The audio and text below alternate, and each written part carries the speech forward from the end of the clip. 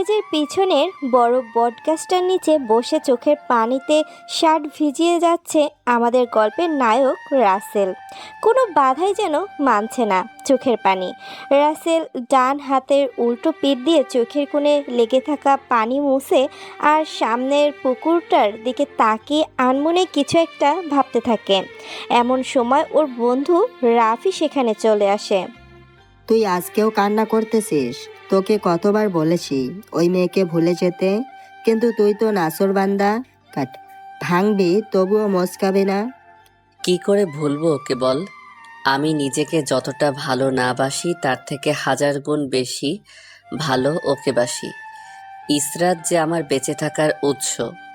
ওকে ছাড়া আমি তাকেই পৃথিবীকে অন্ধকার মনে করি, এত আলো থাকার মাঝেও। কিন্তু তুই কি বুঝিস না ও তোকে দেখতে পারে না, কতটা অবহেলা করে? সে আর আগের মতো নেই, অনেক বদলে গেছে। করুক না, তাতে কি? অবহেলা করাটা ওর অধিকার, আর অবহেলা সহ্য করাটা আমার কর্তব্য। তা আজকে আবার তোর সাথে ইসরাত কি করেছে সেটা একটু খুলে বলতো।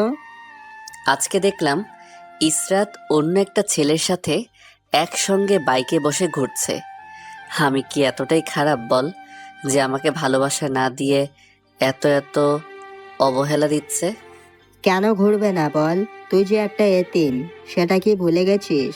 তুই কোথায় আর ও কোথায়, একটাবার সেই কথাটা চিন্তা করে দেখছিস? কখনো কি ওকে ভালো রেস্টুরেন্টে নিয়ে খাওয়াতে পেরেছিস 2 বছরে? যে আজকাল মেয়েরা এই জিনিসটাই বেশি পছন্দ করে। তুইও এতিম বলছিস? আর বলবিই না কেন, আমি তো সত্যি একটা এতিম। আচ্ছা, এই পৃথিবীতে কি টাকাই সব? আমার তো মতো মানুষের কি কোনো মূল্যই নেই? সরি, তোকে এতিম বলতে চাইনি, শুধু মনে করিয়ে দিলাম। আর টাকাই যদি সব না হতো, তাহলে যে তোকে এত ভালোবাসে সে কেন দূরে সরে যাচ্ছে ধীরে ধীরে? না, তুই এভাবে বলিস না। আমি ওকে ছাড়া একটা সেকেন্ডও ভাবতে পারি না। জানিস তো, গাছ যেমন মানুষের থেকে বের হওয়া কার্বন ডাই অক্সাইড ছাড়া বাঁচতে পারে না, তেমনি করে ইসরাত হলো আমার বেঁচে থাকার একমাত্র অক্সিজেন। তাহলে তুই বল, আমি সেই অক্সিজেন ছাড়া কিভাবে বেঁচে থাকতে পারি? থাক, তুই তোর এই দেমাগি ইসরাতকে নিয়ে অবহেলায় পুড়ে পুড়ে মর, আমি গেলাম। রাফি রাগ দেখিয়ে সেখান থেকে চলে যায়। রাসেল এক ধ্যানে রাফির যাওয়ার দিকে পলকবিহীন চোখে তাকিয়ে থাকে। আপনারা তো কিছুই বুঝছেন না, তাই তো? আর বুঝবেনই বা কী করে বলেন? কারণ এই কালো ভূত যে বুঝিয়ে বলেইনি এখনো। তাহলে চলেন ভালো করে বুঝে আসি। রাসেল হলো এই গল্পের নায়ক। একটা এতিম বাবা মা এই পৃথিবীতে আছে কি না সেটা আজও অজানা, হয়তো লেখক সাহেব জানে। রাসেল অনার্স প্রথম বর্ষে পড়ে। ছাত্র হিসেবে খুবই মেধাবী, আবার সকলের অবহেলা পাওয়াতেও যেন টপ পজিশনেই আছে। কেননা বুঝতেই পারেন গরিবদের এই সমাজে কোনো দাম নেই। আর রাফি হলো বড়লোক বাবার একমাত্র সন্তান। রাসেলকে রাফি নিজের ভাইয়ের থেকেও বেশি ভালোবাসে। তাই তো রাসেল আজও এই কলেজে পড়তে পারছে, না হলে কবেই চলে যেত। কবেই চলে যেতে হতো। হয়তো ওর কপালে পড়াশোনার শব্দটা বিলীন হয়ে যেত। এই রে, আপনাদের সাথে কথা বলতে বলতে রাসেল কথা তো ভুলেই গেছে। চলেন রাসেলের কাছে ফিরে যাই। রাসেল পকেট থেকে পুরনো বাটন ফোন বের করে ইশরাতের নাম্বারে কল দেয়। একবার রিং হয় কিন্তু কল রিসিভ করে না। দুইবার দেওয়ার পর 440 ভোল্টের রাগ নিয়ে কলটা রিসিভ করে বলে, কি জন্য এখন আবার ফোন করেছো? তুমি জানো না আমার সামনে পরীক্ষা? ও, তোমার সামনে তো পরীক্ষা? আমার সেটা মনেই ছিল না। তা একটু ভালো করে বললেও পারতে। তোমার সাথে এত প্রেমের সুরে কথা বলার সময় বা ইচ্ছা কোনোটাই নেই। আমাকে যখন তখন ফোন দিয়ে বিরক্ত করবে না, বলে দিলাম। আমি কি সত্যি তোমার বিরক্তের কারণ? আমার সাথে একটু মন খুলে কথা বলতেও কি ইচ্ছে করে না তোমার? না, করবে না। সরি, তোর সাথে কথা বলে আমার সময় নষ্ট করতে চাচ্ছি না। এখন তুই নিজে ফোন কাটবি নাকি দারোয়ান ডেকে কল কাটাবো, কোনটা? না না, সেটার দরকার নেই। সিম কোম্পানির স্যারেরা তো আছেই কল ডিসকানেক্ট করার জন্য। তুই শুধু লাল বোতামটা চাপ দিলেই হবে। বুঝতে পেরেছি। তাহলে এখন দূর হ আমার সামনে থেকে, সময় হলে কথা বলবো। তুমি যে বলছো পরীক্ষার জন্য কথা বলতে পারবে না, কিন্তু ছেলেদের নিয়ে বাইকে করে ঠিকই ঘুরে বেড়াও। তুই কি এখন আমাকে সন্দেহ করিস নাকি? আর ও আমার মামাতো ভাই ছিল। তোমাকে সন্দেহ করার ক্ষমতা আমার নেই। আচ্ছা, পরের সময় হলে কল দিও। অপেক্ষা করাই তো এখন আমার অভ্যাসে পরিণত হয়ে গেছে। রাসেল কলটা কাটার আগেই ইশরাত ঠাস করে কলটা কেটে দেয়। রাসেল আবারও চোখের পানি মুছে দীর্ঘ একটা শ্বাস ফেলে সেখান থেকে চলে আসে গ্যারেজে, কারণ রাসেল এখানেই কাজ করে। এক মুঠো ভাত পেতে দিয়ে শান্তিতে ঘুমাতে পারে। রাসেলের আজকে কাজে আসতে লেট হওয়াতে মালিক এসে ঠাস করে একটা থাপ্পড় দিয়ে বলে, তোকে এই জন্য কাজে রাখিনি যে আমার ব্যবসার ক্ষতি করবি। কয়টা বাজে দেখেছিস? খুব তো বলেছিলি তোর দ্বারা আমার ব্যবসার উন্নতি হবে, এখন তো ব্যবসার লাল বাতি জ্বালাচ্ছিস। আসলে আজকে একটু বেশি সময় কলেজে থাকতে হয়েছে, তাই আসতে একটু লেট হয়েছে। এমনটা আর হবে না। পড়ে কি করবি শুনি?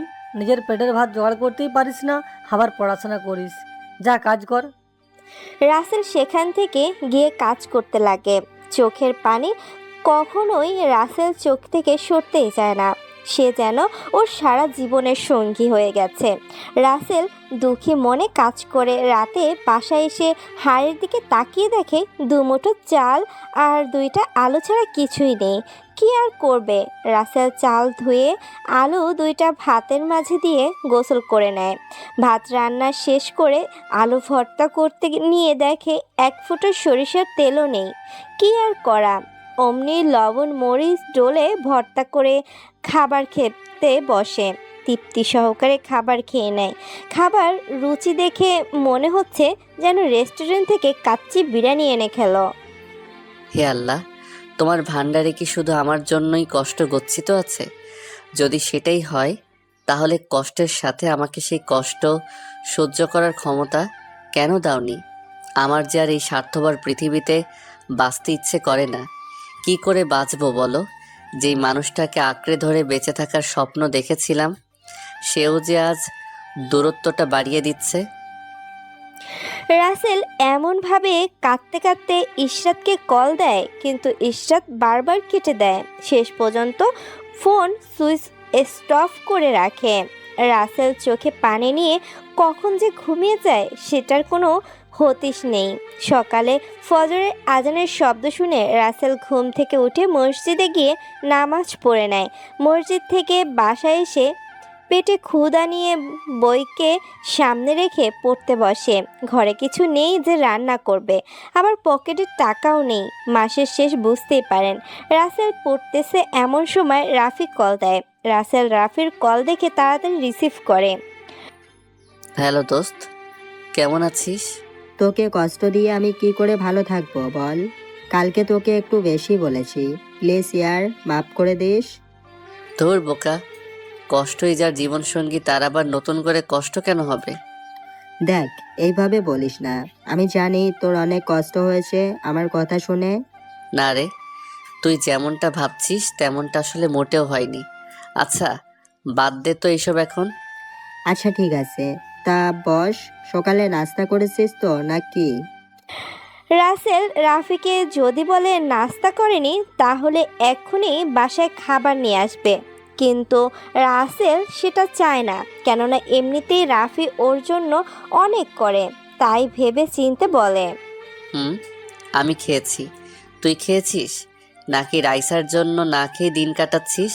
ও আপনাদের তো বলাই হয়নি, রাইসা হলো রাফির ক্রাশ। কিন্তু আফসোস, রাফি মনের কথা এখনও রাইসাকে বলতে পারেনি, কারণ রাইসা অনেক রাগী, কাউকে পাত্তা দেয় না। ইশরাতের বান্ধবী বলে কথা।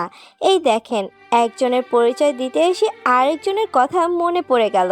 চলেন সেটাও শুনে নেই। পুরো নাম ইশরাত জাহান, সবাই ইশরাত বলেই ডাকে।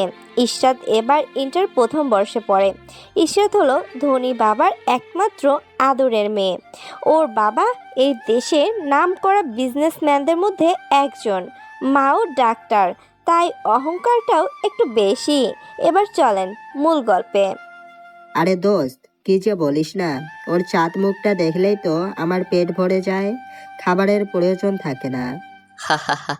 কি যে বলিস তুই, সেটাই যদি হতো।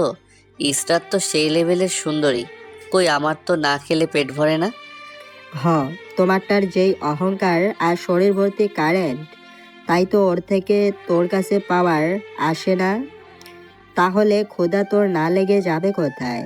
ভুলে যাস না রাইসা, ও কিন্তু ইসরাতের বান্ধবী, আর বলতে গেলে রাগের দিক থেকে কেউ কম না। সেই জন্য তো আজও ওকে ভালোবাসি কথাটা বলার সাহস করতে পারতেছি না। এইভাবে অনেক সময় কথা বলে রাফি রাসেলকে রেডি হয়ে বের হতে বলে। ফোন কেটে দেয়। রাসেলও কেটে দিয়ে সেই পুরনো শার্ট আর প্যান্ট পরে বের হয়। একটু পরেই রাফি বাইক নিয়ে ওর সামনে এসে দাঁড়ায়। মাম্মা, তাড়াতাড়ি বাইকের পিছনে বস, সময় নেই হাতে বেশি। কেন সময় আবার হাত থেকে কোথায় গেল? নাকি আজকাল সময় কেউ রাইসার কাছে রেখে দিস নাকি? কি যে বলিস না। আচ্ছা, কথা পরে বলা যাবে, আগে চল। তারপর ওরা কথা বলতে বলতে চলতে শুরু করে। রাফি সোজা একটা রেস্টুরেন্টের সামনে এসে বাইক থামায়, যেটা দেখে রাসেল অনেকটাই অবাক হয়ে যায়। তাই অবাক নয়নে রাফির দিকে তাকিয়ে জিজ্ঞেস করে, রাফি, তুই কলেজে না গিয়ে এখানে বাইক থামালি কেন? আরে বোকা, তুই ভাবলি কি করে যে আমাকে মিথ্যে বললেই সেটা আমি বিশ্বাস করব? মানে তো আমি ঠিক বুঝলাম না। তুই যে সকালে একটুও দানা পানি পেটে দিসনি সেটা আমি বুঝতে পেরেছি। এখন কথা না বলে চল খেয়ে নেই। আমিও খাইনি তোর সাথে খাবো বলে। রাফির কথা শুনে রাসেলের চোখে স্পষ্ট পানি চিকচিক করে। এমন বন্ধু থাকলে আসলে কোনো কষ্টকেই কষ্ট মনে হয় না। ওরা দুজন গিয়ে খাবার খেয়ে আবার কলেজে চলে আসে। ওরা দেখতে পায় রাইসা একা বসে আছে। দোস্ত, তুই একটু এই কাগজটা রাইসাকে দিবি? আমার না ওর সামনে গেলেই হার্টবিট কমতে থাকে। তুই আমার বন্ধু, আর আমি তোর জন্য এইটুকু করতে পারবো না সেটা কিভাবে ভাবলি? তুই তো শুধু আমার কষ্টটা বুঝিস। রাসেল নিজের হাতে একটা চিঠি লিখে রাফিকে সেখানে রেখে একা রাইসার কাছে যায়। হাই রাইসা, কেমন আছো? রাইসা অন্যদিকে তাকিয়েছিল। রাসেলের কথা শুনে ওর দিকে তাকায়। ভালো আছি। তা কি জন্য এসেছেন এখানে? রাসেল হাত বাড়িয়ে কাগজটা বের করে রাইসার দিকে দিতে নিলেই রাইসা এমন একটা কাজ করে যেটা বিশ্বাসের যোগ্য ছিল না। কেননা রাইসা রাসেলের হাতে কাগজ দেখেই রাগের লুক নিয়ে ঠাস ঠাস করে দুইটা থাপ্পড় লাগিয়ে দেয়, যেটা দেখে সবাই অবাক। রাফি তো যেন বাকরুদ্ধ হয়ে গেছে। আর রাসেলের কথা কি বলবো, বুঝতেই পারতেছেন, মানুষ হাজার বোল্টের শখ খেলে যেমন হয়। এই, আপনার লজ্জা করে না? নিজের গার্লফ্রেন্ড থাকা সত্ত্বেও আমাকে লাভেটা দিচ্ছে। রাসেল যেই না কিছু বলতে যাবে অমনি সেখানে ঈর্ষা চলে আসে আর রাসেলের মুখের কথা কেড়ে নিয়ে বলে, রাইসা, কি হয়েছে রে যে তুই এভাবে ওর গায়ে হাত তুললি? আর বলিস না, তুই তো একটা লম্পটকে ভালোবেসেছিস। তুই থাকা সত্ত্বেও আমাকে ভালোবাসার লাভ লেটার দিতে আইছে। রাইসার কথা শুনে ইশরাতের রাসেলের থেকে কোনো কথা না শুনে ঠাস ঠাস করে থাপ্পড় লাগিয়ে দেয় আর চিল্লানি দিয়ে বলে, আমি জানতাম তোর চরিত্রের ঠিক নাই, তাই বলে তুই এইভাবে আমি থাকার সত্ত্বেও আমার বান্ধবীকে ভালোবাসার কথা বলতে এসেছিস? রাসেল কোনো কথা বলছে না। কি করে বলবে বলেন? দুজনের থাপ্পড় ওর ঠোঁট দিয়ে রক্ত বের হচ্ছে। সবাই যেন বিনা পয়সায় সিনেমা দেখতেই ব্যস্ত। রাফি আর দূরে দাঁড়িয়ে থাকতে না পেরে কাছে আসে আর বলে, অনেক হয়েছে, আর না। রাইসা, তুমি যে ওর গালে হাত তুললে, একটা বার কি কাগজটা হাতে নিয়ে খুলে দেখেছ ভেতরে কি আছে? না, আর কেন দেখবো? ওর মতো মানুষ এগুলো ছাড়া তো আর কিছুই দিবে না, স্বাভাবিক। হ্যাঁ রাইসা ঠিকই বলেছে। আমি আমি ওর তো কোনো ভুল দেখছি না। নাও, লম্পট না। না, ও লম্পট না, আসলে আমার ভুল হয়েছে ওকে দিয়ে কাগজটা পাঠানো। যদি আমি জানতাম এমনটা হবে তাহলে কখনো দিতাম না। মানে? আমি অনেক দিন ধরেই তোমার বান্ধবী রাইসাকে নিজের থেকেও বেশি ভালোবাসি, কিন্তু রাইসা যদি রাজি না হয় বা ওর যেই রাগ কিছু করে ফেলে, তাই ভালোবাসি কথাটা বলার সাহস হয়ে ওঠেনি। আজকে রাসেলকে দিয়ে আমার মনের কথা কাগজে লিখে পাঠিয়েছি, আর এই সব হয়ে গেল। রাফির কথা শুনে রাইসা তো লজ্জায় লাল হয়ে যায়, আর এদিকে রাসেল উঠে। রাফি তুই থাক, আমি গেলাম, ভালো লাগছে না। রাসেলের কথা শুনে রাফি যে কিছু বলবে সেটা আর হলো না, কেননা রাসেল বলেই চলে যায়। এদিকে রাইসাও ইশরাত একটু অপরাধ বোধ করে। ইস, আমি পাগলটার সাথে এত বড় ভুল করে ফেললাম, একটা বারও বুঝতে চেষ্টাও করলাম না। বুঝবে কি করে? এখন যে অন্যকে পেয়ে গেছো, আমার বন্ধু হয়ে গেছে পর। মনে রেখো, একদিন ঠিক এর হিসাব কষতে হবে, কিন্তু সেদিন কোনো ফর্মুলা দিয়েই ফল মেলাতে পারবে না। বলেই রাফিও সেখান থেকে চলে যায়। এদিকে রাইসা তো মনে মনে সেই খুশি যে রাফি ওকে ভালোবাসে, কেননা রাইসাও আগে থেকেই রাফিকে পছন্দ করে। দূর, ওর জন্য আমি কেন কষ্ট পাচ্ছি? একটু পরেই তো আবার ঠিকই আমার কাছে চলে আসবে। তা হয়তো আসবে, কারণ রাসেল ভাই যে তোকে একটু বেশি ভালোবাসে, কিন্তু আমি রাফির ভালোবাসার উত্তরটা দিতে পারলাম না। কি রে কি রে, তাহলে তুইও কি ডুবে ডুবে রাফি ভাইয়ের প্রেমে জল খাচ্ছিস নাকি? রে, আমিও যে ওকে অনেক আগে থেকে ভালোবাসি, কিন্তু অজানা ভাই বলতে পারিনি। আজকে সেই খুশি যেটা তোকে বলে বোঝাতে পারবো না। তুই তো খুশিটাকে ঠিকই পেলি, মাঝখান থেকে আমার পাগলটা শুধু শুধু গুনে গুনে 4টা থাপ্পড় খেলো, ঠোঁট কেটে রক্ত বের হয়ে গেছে। ভাইয়ের থেকে ক্ষমা চেয়ে নিতে হবে। আমার ভালোবাসার কথা জানাতে এসে বেচারা নিজেই ফেসে গেল। আরে দূর, ওর মতো ফকিরের কাছে আবার কিসের ক্ষমা? ওর কাছে ক্ষমা চেয়ে তুই কি তোর সম্মানটা নষ্ট করবি নাকি? তুই না ভাইকে ভালোবাসিস, তাহলে এই কথা কিভাবে বলছিস? তো লজ্জা করতেছে না নিজের ভালোবাসার মানুষের সম্পর্কে এইসব কথা বলতে? ভুল তো সেখানেই করেছি রে, ওকে ভালোবেসে। তখন কি আর বুঝতাম যে ওর সাথে আমার রিলেশন করাটাই ভুল? এই 2 বছরে কোনোদিনও একটা জিনিস কি গিফট করেছে বলতো? কখনো কোনো রেস্টুরেন্টে খাওয়াতে পর্যন্ত নিয়ে যেতে পারেনি। তাহলে ওর সাথে রিলেশন করে আমার জীবনটা কেন নষ্ট করব? এখন তুই কি করতে চাইছিস বলতো? আমার মাথায় তো কিছুই ঢুকছে না। ও আমাকে এতটাই ভালোবাসে যে হুট করে কিছু করে বসতে পারে, তাই ওকে ধীরে ধীরে দূরে সরিয়ে দিচ্ছি। লোকে কি বলে একটা এতিম গ্যারেজের ছেলে এই ইশরাত চৌধুরীর বয়ফ্রেন্ড। এটা শুনে আমার সম্মানে 18টা বেজে যায়। এটা শুনে আমার সম্মানের 18টা বেজে 20টার কাছে চলে যায়। দেখ ইশরাত, এইটা করা ঠিক হবে না। ভাইয়া গরিব হলেও মানুষ হিসেবে খুব ভালো, এতটাই সহজ সরল যে তুই যেই দিকে বলি সেই দিকেই থাকে। তোর তো ইচ্ছে হয় তুই ওকে তোর বিয়ে বানিয়ে নে, 2 বন্ধু একজনের বয়ফ্রেন্ড। ঈর্ষাদ হেসে নে। একদিন এমনও দিন আসবে যে বুঝবি রাসেল ভাইয়া তোর জীবনের কতটা অংশ জুড়ে ছিল। এইভাবে আরও অনেক কথা বলে ইশরাত ও রাইসা চলে যায় ক্লাস করতে। এদিকে রাসেল এসে নদীর ধারে গাছের গোড়ায় শিকড়ের উপরে বসে চোখের পানি বুক ভাসিয়ে যাচ্ছে। রাসেলের মনে গহীন জমানো কষ্টের পরিমাণটা যখনই বৃদ্ধি পায় তখনই এইখানে চলে আসে, যেন প্রকৃতির সাথে ওর ভালো বন্ধুত্ব হয়ে গেছে। রাসেল এক মনে নদীর স্রোতের দিকে তাকিয়ে ভাবছে, নদীর এই অজর ধারায় বয়ে চলা স্রোতেরও নির্দিষ্ট একটা জায়গা আছে যেখানে গিয়ে অন্যদিকে মোড় নেয়, কিন্তু আমার জীবন নামক নদীতে যেই স্রোত হামেশাই বয়ে চলেছে তার কি কোনো নির্দিষ্ট জায়গা নেই? ওই আল্লাহ, আমাকে যদি এই পৃথিবীতে একা করে রাখবে তাহলে আমাকে এই স্বার্থপর পৃথিবীতে পাঠিয়েছ কেন? জানো, যখন সবাই আমাকে এতিম বলে তখন মনে হয় আমার এই ছোট্ট কলিজাটা কসাইখানাতে গরুর কলিজা কেটে টুকরো টুকরো করার মতো লাগে। তারা কেন বোঝে না আমি কি নিজে থেকে এতিম হয়েছি?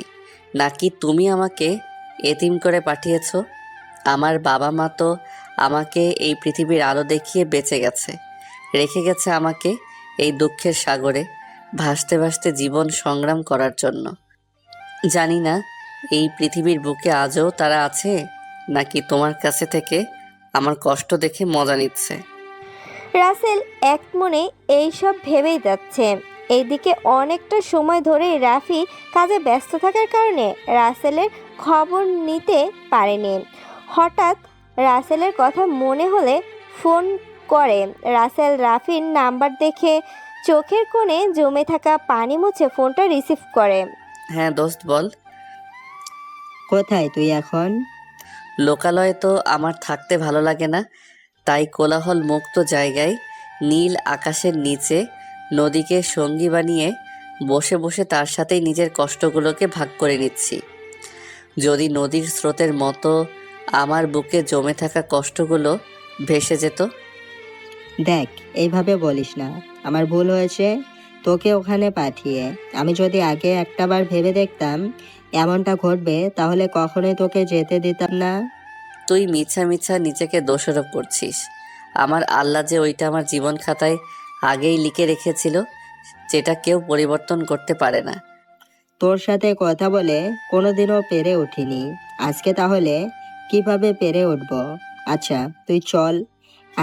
তুই চলে আয়, ওখানে থাকতে হবে না। এভাবে আরও কিছু সময় কথা বলে রাফি কল কেটে দিলে রাসেল সেখান থেকে উঠে গ্যারেজে এসে কাজ করতে লাগে। কাজ করতে করতে সন্ধ্যার আধার ঘনিয়ে আসে। রাসেল কাজ শেষ করে বাসায় চলে আসে। বাসায় রেখে খাবার মতো কিছুই নেই, শুধু ফ্রিতে পাওয়া পানি ছাড়া। আবার এখন তো এই পানিও অনেক জায়গায় ফ্রিতে পাওয়া যায় না। রাসেল পেটের ক্ষুধাকে পাথর চাপা দিয়ে এক গ্লাস পানি খেয়ে শুয়ে পড়ে। ভীষণ মনে পড়ছে ইশরাতের কথা, তাই বিছানায় পাশে পড়ে থাকা ফোনটা হাতে নিয়ে ইশরাতের নাম্বারে কল দেয়। কিন্তু ওই যে কথায় আছে না, কপাল ভালো থাকলে সব কিছুই পাওয়া যায়, তেমনই রাসেলও পেল ওই পাশ থেকে একটা সুন্দরী মেয়ের মিষ্টি কণ্ঠে। আপনি যে নাম্বারে কল করেছেন সেটা এই মুহূর্তে বন্ধ আছে, দয়া করে একটু পরে আবার চেষ্টা করুন। রাসেল বারবার দিতেই থাকে, কিন্তু বয়েজের কোনো পরিবর্তন হয় না। তাই কি আর করবে, বুকের মাঝে কষ্টকে লুকিয়ে রেখে ঘুমিয়ে পড়ে। আজকে যেহেতু কলেজ বন্ধ কোনো এক কারণে, তাই আর কলেজে যেতে হলো না।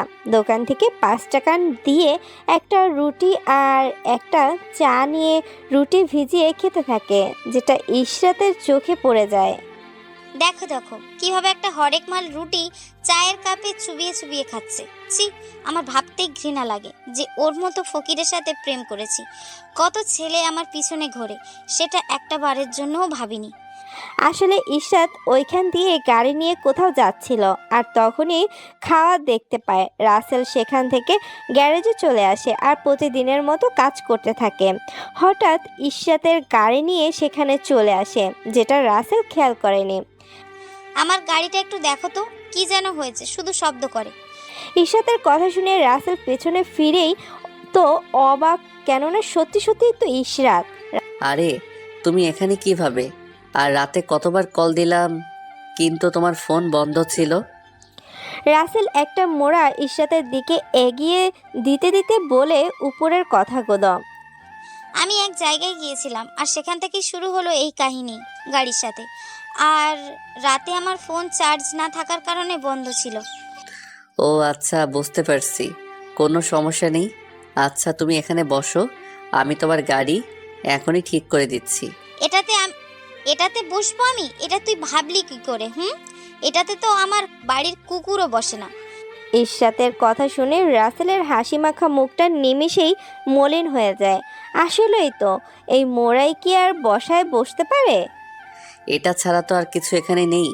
আচ্ছা তুমি কি গাড়িতেই বসে থাকো, বাইরে থাকতে হবে না। ঠিক আছে, তুই তাড়াতাড়ি গাড়ি ঠিক কর, আমি গাড়িতে বসে রইলাম। আসলেই তো, এই মোড়ায় কি আর সবাই বসতে পারে? রাসেল আর কোনো কথা না বলে গাড়িটা কাজ করতে লাগে। কিছুটা সময় পরে রাসেল গাড়ির কাজ শেষ করে। তুমি গাড়ি টেস্ট করবে নাকি আমি টেস্ট করব, কোনটা? তোর ওই নোংরা হাতে আমার গাড়ি চালাইতে আসলে তো গাড়িটাই নোংরা হয়ে যাবে, আমি দেখছি। ইশরাতের কথা শুনে রাসেল মন খারাপ করে বলে। আচ্ছা, তোমার গাড়ি তুমি দেখো। ইশরাত গাড়ি চালিয়ে দেখলো ভালো হয়েছে, তাই ব্যাগ থেকে কিছু টাকা বের করে বলল, এই নে ধর তোর কাজের মজুরি, আর বাকি যেটা আছে সেটা নিয়ে খেয়ে নিস। একটা রুটি আর চা খেয়ে যে কারো দিন পার হয় সেটা ভাবতেই কেমন লাগে। রাসেল যে কিছু বলবে সেটার কোনো সুযোগ না দিয়ে ইশরাত গাড়ি নিয়ে চলে যায়। রাসেল অবাক নয়নে টাকাগুলোর দিকে তাকিয়ে ভাবে, এই কাগজের নোটের জন্য মানুষ কেমন হতে পারে সেটা ইসরাতকে না দেখলে বোঝাই যেত না। ও কেন বোঝে না যে এই নোটগুলো শেষ হয়ে যাবে? রাসেল কথাগুলো ভাবছে, ঠিক তখনই গ্যারেজের মালিক এসে এমন একটা কাজ করে বসে যেটা দেখে উপস্থিত সবাই অবাক। কেননা গ্যারেজের মালিক এসে রাসেলের হাত থেকে টাকাগুলো থাবা দিয়ে কেড়ে নেয়, যেটা দেখে সবাই অবাক। রাসেল তো মনে হয় স্ট্যাচু হয়ে গেছে। আজকে ভালো কাজ করেছিস, এতগুলো টাকা একসঙ্গে, কি মজা। এই না ধর, ওইটা দিয়ে কিছু কিনে খাস। পকেট থেকে একটা 10 টাকার কাগজের মূল্যবান করকরা নোট বের করে রাসেলের হাতে দেয়। রাসেল আর কি করবে, সেই টাকাটা মালিককে ফিরিয়ে দেয়। দেখেন, এই টাকা তো আপনার, আমি কেন নিব? আমার কিছুই খাওয়ার প্রয়োজন নেই। ও, তাহলে ভালোই হলো, 10 টাকা আমার কাছে জমা হলো। এর সাথে আর 10 টাকা হলে 20 টাকা হবে নি। কি কিপটা বাবারে বাবা, আমি এত কিপটা মানুষ কখনো দেখিনি। ওই, তুই কি আমাকে ভিড় ভিড় করে কিছু বলছিস নাকি? না মালিক, আপনাকে কিছু বলার সাধ্য আমার নেই বা কখনো হবেও না। ঠিক আছে, যা এখন, আর কোনো কথা না বলে যা গিয়ে কাজ কর। রাসেল সেখান থেকে গিয়ে আবারও কাজ করতে শুরু করে। কাজ করছে কিন্তু হাত চলছে না। কি করে চলবে বলেন? পেটে ভাত না থাকলে কি আর কাজ করার শক্তি থাকে? রাসেল তবুও অনেক কষ্টের সাথে কাজ করতে থাকে। দুপুরে কাজ থেকে আসার সময় কিছু বাজার করে আনে। কি ভাবছেন খুব ভালো মন্দ জিনিস বাজার করেছে? আরে না, কারণ ওর কাছে অত ভালো বাজার করার টাকাই তো নেই। রাসেল বাসায় এসে চুলাতে ভাত বসিয়ে গোসল করে নেয়। ভাত রান্না হয়ে গেলে আলু ভর্তা করে ভাত খেয়ে নিয়ে সে একটা ঘুম দেয়। বিকালে ঘুম থেকে উঠতে না উঠতেই রাসেল কল দেয়। কি মাম্মা, কই তুই? একটু ঘুমাইছিলাম রে, মাত্র উঠলাম। তা কোনো দরকার নাকি? না রে, তেমন দরকার না। একটা সুখবর আছে মামা। কি সুখবর একটু বল শুনি। রাইসাও আমাকে ভালোবাসে, সেটাও নাকি অনেক আগে থেকেই। আমি সত্যি অনেক খুশি রে। যাক, আমি খুশি যে নিজের গালে থাপ্পড় খেয়েও তোর ভালোবাসার জন্য কিছু করতে পেরেছি। এমনিতেই তো আমার মতো মানুষ কারো উপকারে আসে না। এই চুপ থাক, তোর উপকার আমি কোনোদিন ভুলবো না। তুই আমার জন্য অনেক করেছিস। আমার জন্য তুই যা করিস সেটার তুলনায় তো আমি কিছুই করিনি। হয়েছে, এখন ফ্রেশ হয়ে মামা চায়ের দোকানে চলে আয়। আর তোর জন্য একটা টিউশনের ব্যবস্থা করেছি, যেটা দিয়ে তোর কিছুটা হলেও উপকার হবে। আমার কাছে আবার কে পড়বে বল? আমার যে জামা কাপড় সেটা দেখে সবাই তো দৌড়ে চলে যায়, কেননা গরিবদের কাপড়ে নাকি দুর্গন্ধ লেগে থাকে। এর আগেও তো অনেকগুলোই টিউশনের ব্যবস্থা করে দিছিলি, কিন্তু পড়ানোর সুযোগ হয়নি। ওই, তোকে কি আমি এত কথা বলতে বলছি? যেটা বললাম তুই সেটা কর। আচ্ছা ঠিক আছে, তুই থাক, আমি এখনই চলে আসতেছি। তোর ডাক শুনে আমি কি আর না এসে পারি বল? এইভাবে কিছু সময় কথা বলে রাসেল কল কেটে দিয়ে ফ্রেশ হয়ে টেবিলের কাগজের নিচে পড়ে থাকা 10 টাকা পকেটে নিয়ে খুশি মনে রাফির কাছে চলে আসে। রাফি ওর আগেই এসে বসে আছে। মামা, তোর তাহলে আসতে এত সময় লাগলো? আর বলিস না, আসতে একটু লেট হয়ে গেল। কেননা আজকাল রাস্তাঘাটের যেই অবস্থা বুঝতেই তো পারিস। মামা বুঝছি। এখন বস, চা খাই। মামার হাতের চা অনেক দিন হলো খাই না। এই মামা, 2টা কড়া করে দুধ চা দাও তো। মামা, একটা কড়া করে দিয়েন। আর একটা অতটা কড়া করতে হবে না, কারণ রাফির ঠোঁট পড়লে এখন ভিটামিন নিলেই ঠিক হয়ে যাবে। কিন্তু আমার সেই কপাল না। রাসেলের কথা শুনে রাফিও দোকানদারের মামাকে দোস্ত হয়েছে, এভাবে বলিস না। মাত্র রিলেশন শুরু হলো আর তুই ভিটামিনের কথা বলছিস। ভিটামিন তো ঠিকই নাও, আর আমি বললেই সেটা অপরাধ, তাই না? রাসেলের কথা শুনে রাফি ও দোকানদার মামা হাসতে থাকে। রাসেল ও রাফি কথা বলছে আর চা খাচ্ছে। কিছু সময় পরে চা খাওয়া শেষ করে রাফি রাসেলকে সেই টিউশনের জায়গায় দিয়ে পরিচয় করিয়ে দিয়ে যায়। রাসেল একটা ছেলেকে পড়াবে। ছেলেটি এবার ক্লাস 7-এ পড়ে। রাসেল ছেলেটাকে ভালো করে পড়িয়ে চলে গেল বাসায়। সারাদিনের একবারের জন্যও ইশরাতের কাছে কল দেয়নি, তাই কল দেয়। রিং হচ্ছে, ক্রিং ক্রিং। হ্যাঁ কি বলবে বলো। আমার আবার সময় নেই কথা বলার। আমার সাথে কি একটু ভালোভাবে কথা বলা যায় না? তুমি কি বোঝো না তোমার দেয়া অবহেলা আমার কলিজায় সয় না? এর থেকে ভালো ব্যবহার তুই কিভাবে আশা করিস, তাও আবার এই ইসরাত চৌধুরীর থেকে? যেটা করেছিস সেটা নিয়েই সন্তুষ্ট থাক। কি আর করা, থাকতেই হবে। কেননা আমি তো আর তোমাকে ছাড়া থাকতে পারবো না। এই জন্মেও তোমাকে চাই, আর পর জন্মেও শুধু তোমাকেই চাই আমি। তোর যদি কথা বলা শেষ হয়ে থাকে তো কলটা কাটমু বল। মাত্র কথা বলা শুরু করলাম, এর আগেই তুমি কল কাটতে চাইতেছো? আচ্ছা ঠিক আছে, কথা বলতে হবে না, পড়ো। রাসেল উপরের কথাগুলো বলেই কলটা কেটে দেয়। এদিকে ইশরাতের মনে মনে ভাবে, ফকিরের বাচ্চা, আমি তো এটাই চাই যে তুই আমার জীবন থেকে চলে যা। কেন পড়ে আছিস? তোকে যে আমি আর ভালোবাসি না, তোর মতো খ্যাতকে আমার একদমই সহ্য হয় না। রাসেল রাতের খাবার খেয়ে বই নিয়ে পড়তে থাকে। গভীর রাত পর্যন্ত পড়ে। রাসেল বইয়ের উপরে মাথা দিয়ে ঘুমিয়ে যায়। সকালে ঘুম ভাঙে পাখির কিচিরমিচির শব্দে। এই সময়টা যেন খুবই মধুর মাখা একটি সময়। এখনও সূর্য মামা তার আবরণের খোলস থেকে বাইরে আলো নিয়ে আসেনি, তাই তো শিশিরের কণাগুলো ঘাসের উপরে পড়ে চিকচিক করছে। রাসেল প্রতিদিনের তো রান্না বসে একটু বই নিয়ে পড়তে বসে। খাওয়া দাওয়া করে কলেজের সময় হলে কলেজে চলে যায়। রাসেল এসেই দেখতে পায় রাফি আর রাইসা বকুল গাছটার নিচে বসে আছে। রাসেলের একটু খারাপ লাগে, তাই মনে মনে ভাবে, জিএফ পেয়ে আমাকে ভুলে গেলি দোস্ত। যেই তুই কলেজে আমাকে কখনো না নিয়ে আগে আসতি না, আর সেই তুই আজকে ঠিকই এসে বসে আছিস। আসলে মানুষ ঠিকই পরিবর্তন হয়, কিন্তু জীবনের ডায়েরিতে জমে থাকা কালো কালির লেখা স্মৃতিগুলো পরিবর্তন হয় না।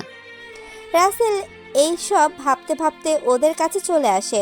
রাসেল যে ওদের কাছে এসেছে সেই দিকে কোনো খেয়াল নেই রাফির। রাসেল এসে রাফির পাশে বসে বই নিয়ে পড়তে থাকে। একটু পর ইশরাত চলে আসে। কেমন আছো তুমি? ভালো আছি, তাই তো ঠিকভাবে কলেজে আসতে পেরেছি। সেটা কি দেখছিস না? ও, আসলে তুমি তো ঠিকই বলেছ।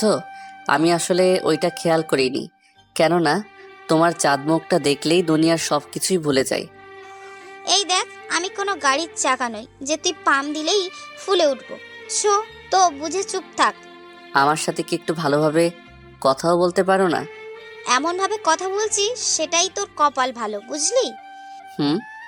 তুমি অনেক বদলে গেছো ইসরাত, কিন্তু মনে রেখো এই কখনো বদলাবো না।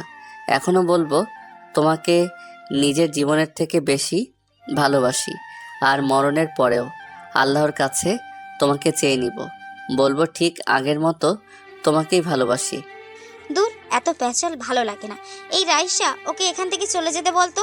ওর সাথে ওর কথা আমার শুনতেই গা শিনশিন করছে। কি বলিস এইসব? যে মানুষটার সাথে একটা মুহূর্ত কথা না বলে থাকতে পারতি না আমরা, হাজার বারণ করার পরেও, আর সেই তুই আজ কি বলছিস? ঠিকই বলেছি, এখন আর ওকে আমার দেখতে ইচ্ছে হয় না। ওর কি যোগ্যতা আছে এই ইশরাত চৌধুরীর সাথে প্রেম করার? আর সব থেকে বড় কথা, আমি আগে জানতাম না ও একটা এতিম, আর আমি কোনো এতিমের সাথে থাকতে পারবো না। রাসেল তো ইশরাতের কথা শুনে ওখানেই স্ট্যাচু হয়ে বসে থাকে। মনে হচ্ছে এখনই চোখের কোণে জমে থাকা বিন্দু বিন্দু পানির ফোঁটা জোরে পড়বে। ঠিক আছে ইসরাত, আর তুমি ঠিক বলেছ, এই সমাজে এতিমরা একটা বোঝা স্বরূপ, যেটাকে বহন করাও কষ্টকর, আবার ফেলে দেওয়াও কষ্টের। ভাইয়া আপনি কিছু মনে করিয়েন না, আর ওই দিনের ব্যবহারের জন্য সরি। আসলে আমি বুঝতে পারিনি যে আপনার কোনো দোষ নেই। আরে এখানে ক্ষমা চাওয়ার কি আছে? যেই মানুষের পৃথিবী জুড়েই আমি ছিলাম, সেই যখন বুঝলো না। আর তুমি তো জানোই না, রাফি তোর কথা বলা শেষ হলে ক্লাসে চলে আসিস, আমি গেলাম। রাফির কোনো কথা না শুনে রাসেল সেখান থেকে চলে আসে ক্লাসে। পিছনের বেঞ্চে বসে বইয়ের উপরে মাথা দিয়ে চোখের পানি ফেলতে থাকে। আজ ভালোবাসার মানুষটার কাছেও এতটা অবহেলার পাত্র হয়ে গেল ভাবতে রাসেলের অবাক লাগে। আগের সময়টা কতই না ভালো ছিল, যখন ইশরাত রাসেলকে ছাড়া কিছুই বুঝতো না। রাসেল এইসব ভাবছে, তখনই রাফি এসে ওর মাথায় হাত রাখে। সরি রে, আজকে রাইসাকে নিয়ে আসার জন্য তোকে আনতে পারিনি। বুঝতেই পারছিস, নতুন গার্লফ্রেন্ড বলে কথা। আরে এটা এভাবে বলার কি আছে?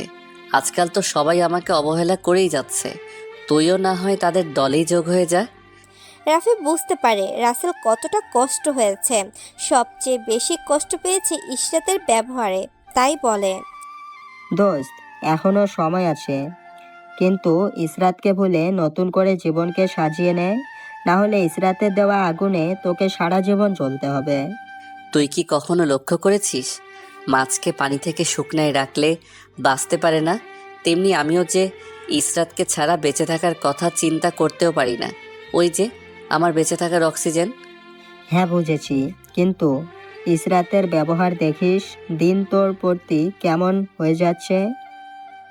আরে সমস্যা নেই, ও আমাকে যতটা খুশি অবহেলা করুক, আমি না হয় সেই অবহেলাকেই ভালোবাসা মনে করে বুকে জড়িয়ে নিব। আসলেই ইসরাত এখন আর তোকে ভালোবাসে না, যেটা আচরণে বুঝিয়ে দিচ্ছে, কিন্তু মুখে বলতে পারছে না। রে, সব কিছুই বুঝি, কিন্তু একটা কথা জানিস তো, থাকতে মূল্য কেউ বোঝে না, হারিয়ে গেলে তার মূল্য ঠিকই বোঝে। কিন্তু আফসোস, সময় থাকে না তখন আর। ভালোবাসি বলেই যে ওকে আপন করে পেতে হবে সেটা তো নয়। আমি না হয় অপূর্ণতার মাঝেই নিজেকে সুখী মনে করব। তোর যা ইচ্ছা কর, আমি কিছুই বলবো না, কারণ তুই অন্ধ হয়ে গেছিস ইসরাতের প্রেমে। তুই ঠিকই বলেছিস, আমি ওর ভালোবাসায় অন্ধ হয়ে গেছি। রাতের আধারে টর্চ লাইট ছাড়া যেমন পথ চলা দুষ্কর, তেমনি ওকে ছাড়া আমার জীবন নামক পথ চলার কথা কল্পনা করাও দুষ্কর। এইভাবে আরও অনেক ভাবে রাফি রাসেলকে বোঝাতে থাকে, কিন্তু রাসেল নানান যুক্তি দেখিয়ে সেটা উড়িয়ে দেয়, যেন যুক্তি বিদ্যায় পিএইচডি করে এসেছে।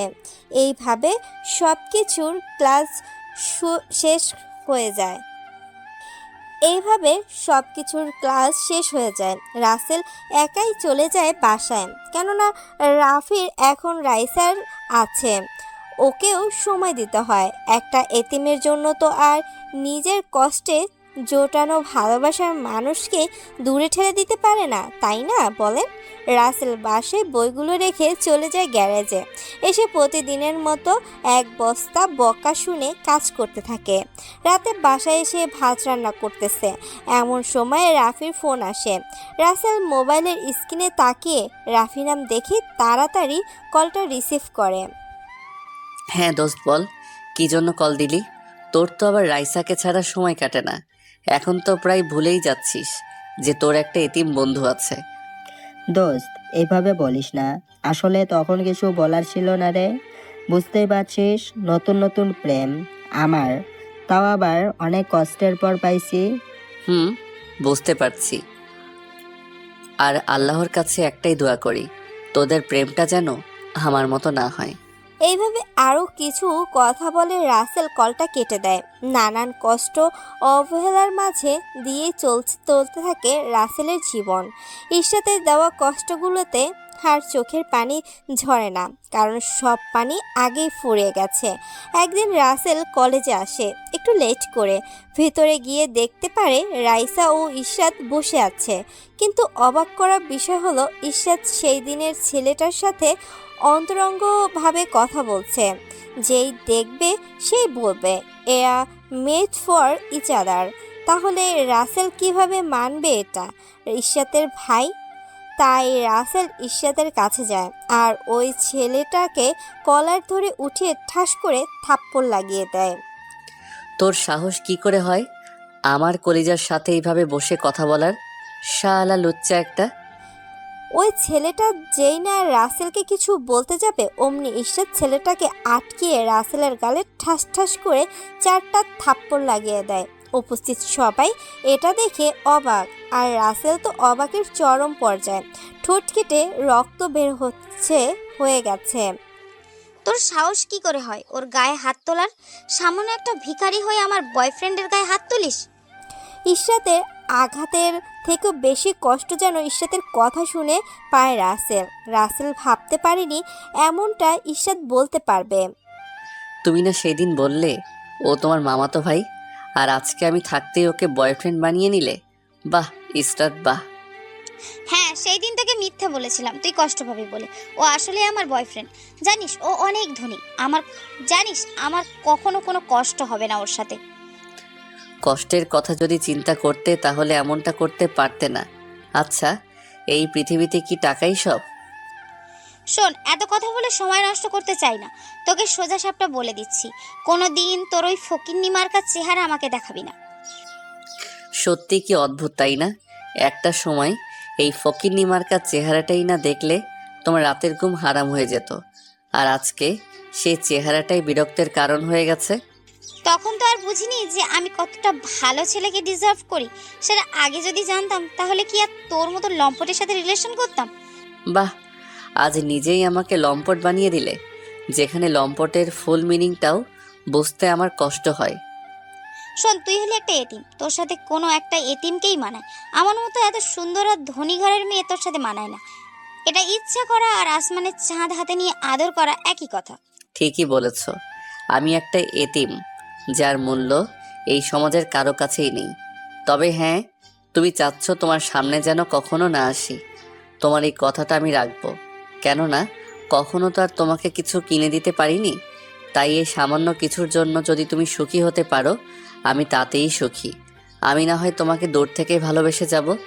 ভালোবাসলেই যে পূর্ণতা পেতে হবে সেটা তো না, কারণ কিছু কিছু ভালোবাসার পূর্ণতা হয় না, এরা হামেশাই অপূর্ণ থেকে যায়। হয়েছে, তোর ডায়লগ শোনার কোনো ইচ্ছে বা সময় কোনোটাই নেই আমার। যা ভাগ এখান থেকে।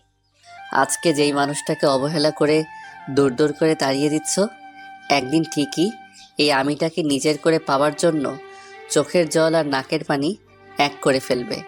কিন্তু আফসোস, সেদিন কিছুই করার থাকবে না। বেশি কিছু বলে তোমার সময় নষ্ট করতে চাই না। ভালো থেকো, আর পারলে মন থেকে ক্ষমা করে দিও। রাসেল কথাগুলো চোখের কোণে পানিকে লুকিয়ে রেখে বলে, হাত দিয়ে পানি মুছতে মুছতে সেখান থেকে চলে যায়। মনে মনে একটা সিদ্ধান্ত নেয়, এই অবহেলার শহরে আর থাকবে না, চলে যাবে দূরে কোথাও, যেখানে থাকবে না ইশরাতের প্রতি ওর কোনো টান। এদিকে ইশরাত, তুই কিন্তু এটা ভাইয়ার সাথে মোটেও ঠিক করলি না। আমি ভাইয়ার চোখে তোকে হারানোর ভয় সবসময় দেখেছি। কতটা ভালোবাসলে এতটা অবহেলা সহ্য করতে পারি বল? আরে দূর, একটু পরে ঠিকই আমার কাছে চলে আসবে। আর সবচেয়ে বড় কথা, ও যে একটা এতিম, ওর সাথে আমার যায় না। আমি ওর চোখে তোর জন্য ভালোবাসা দেখেছি, যেটা মিথ্যে নয়। তাই আমার মনে হয় না তোর কথা অমান্য করে তোর সামনে আসবে। এসব বাদ দে, আমি ওইসব নিয়ে চিন্তা করি না। যাক, অবশেষে মিথ্যা নাটক করে হলেও ক্ষেতটাকে পিছু সরাতে পেরেছি।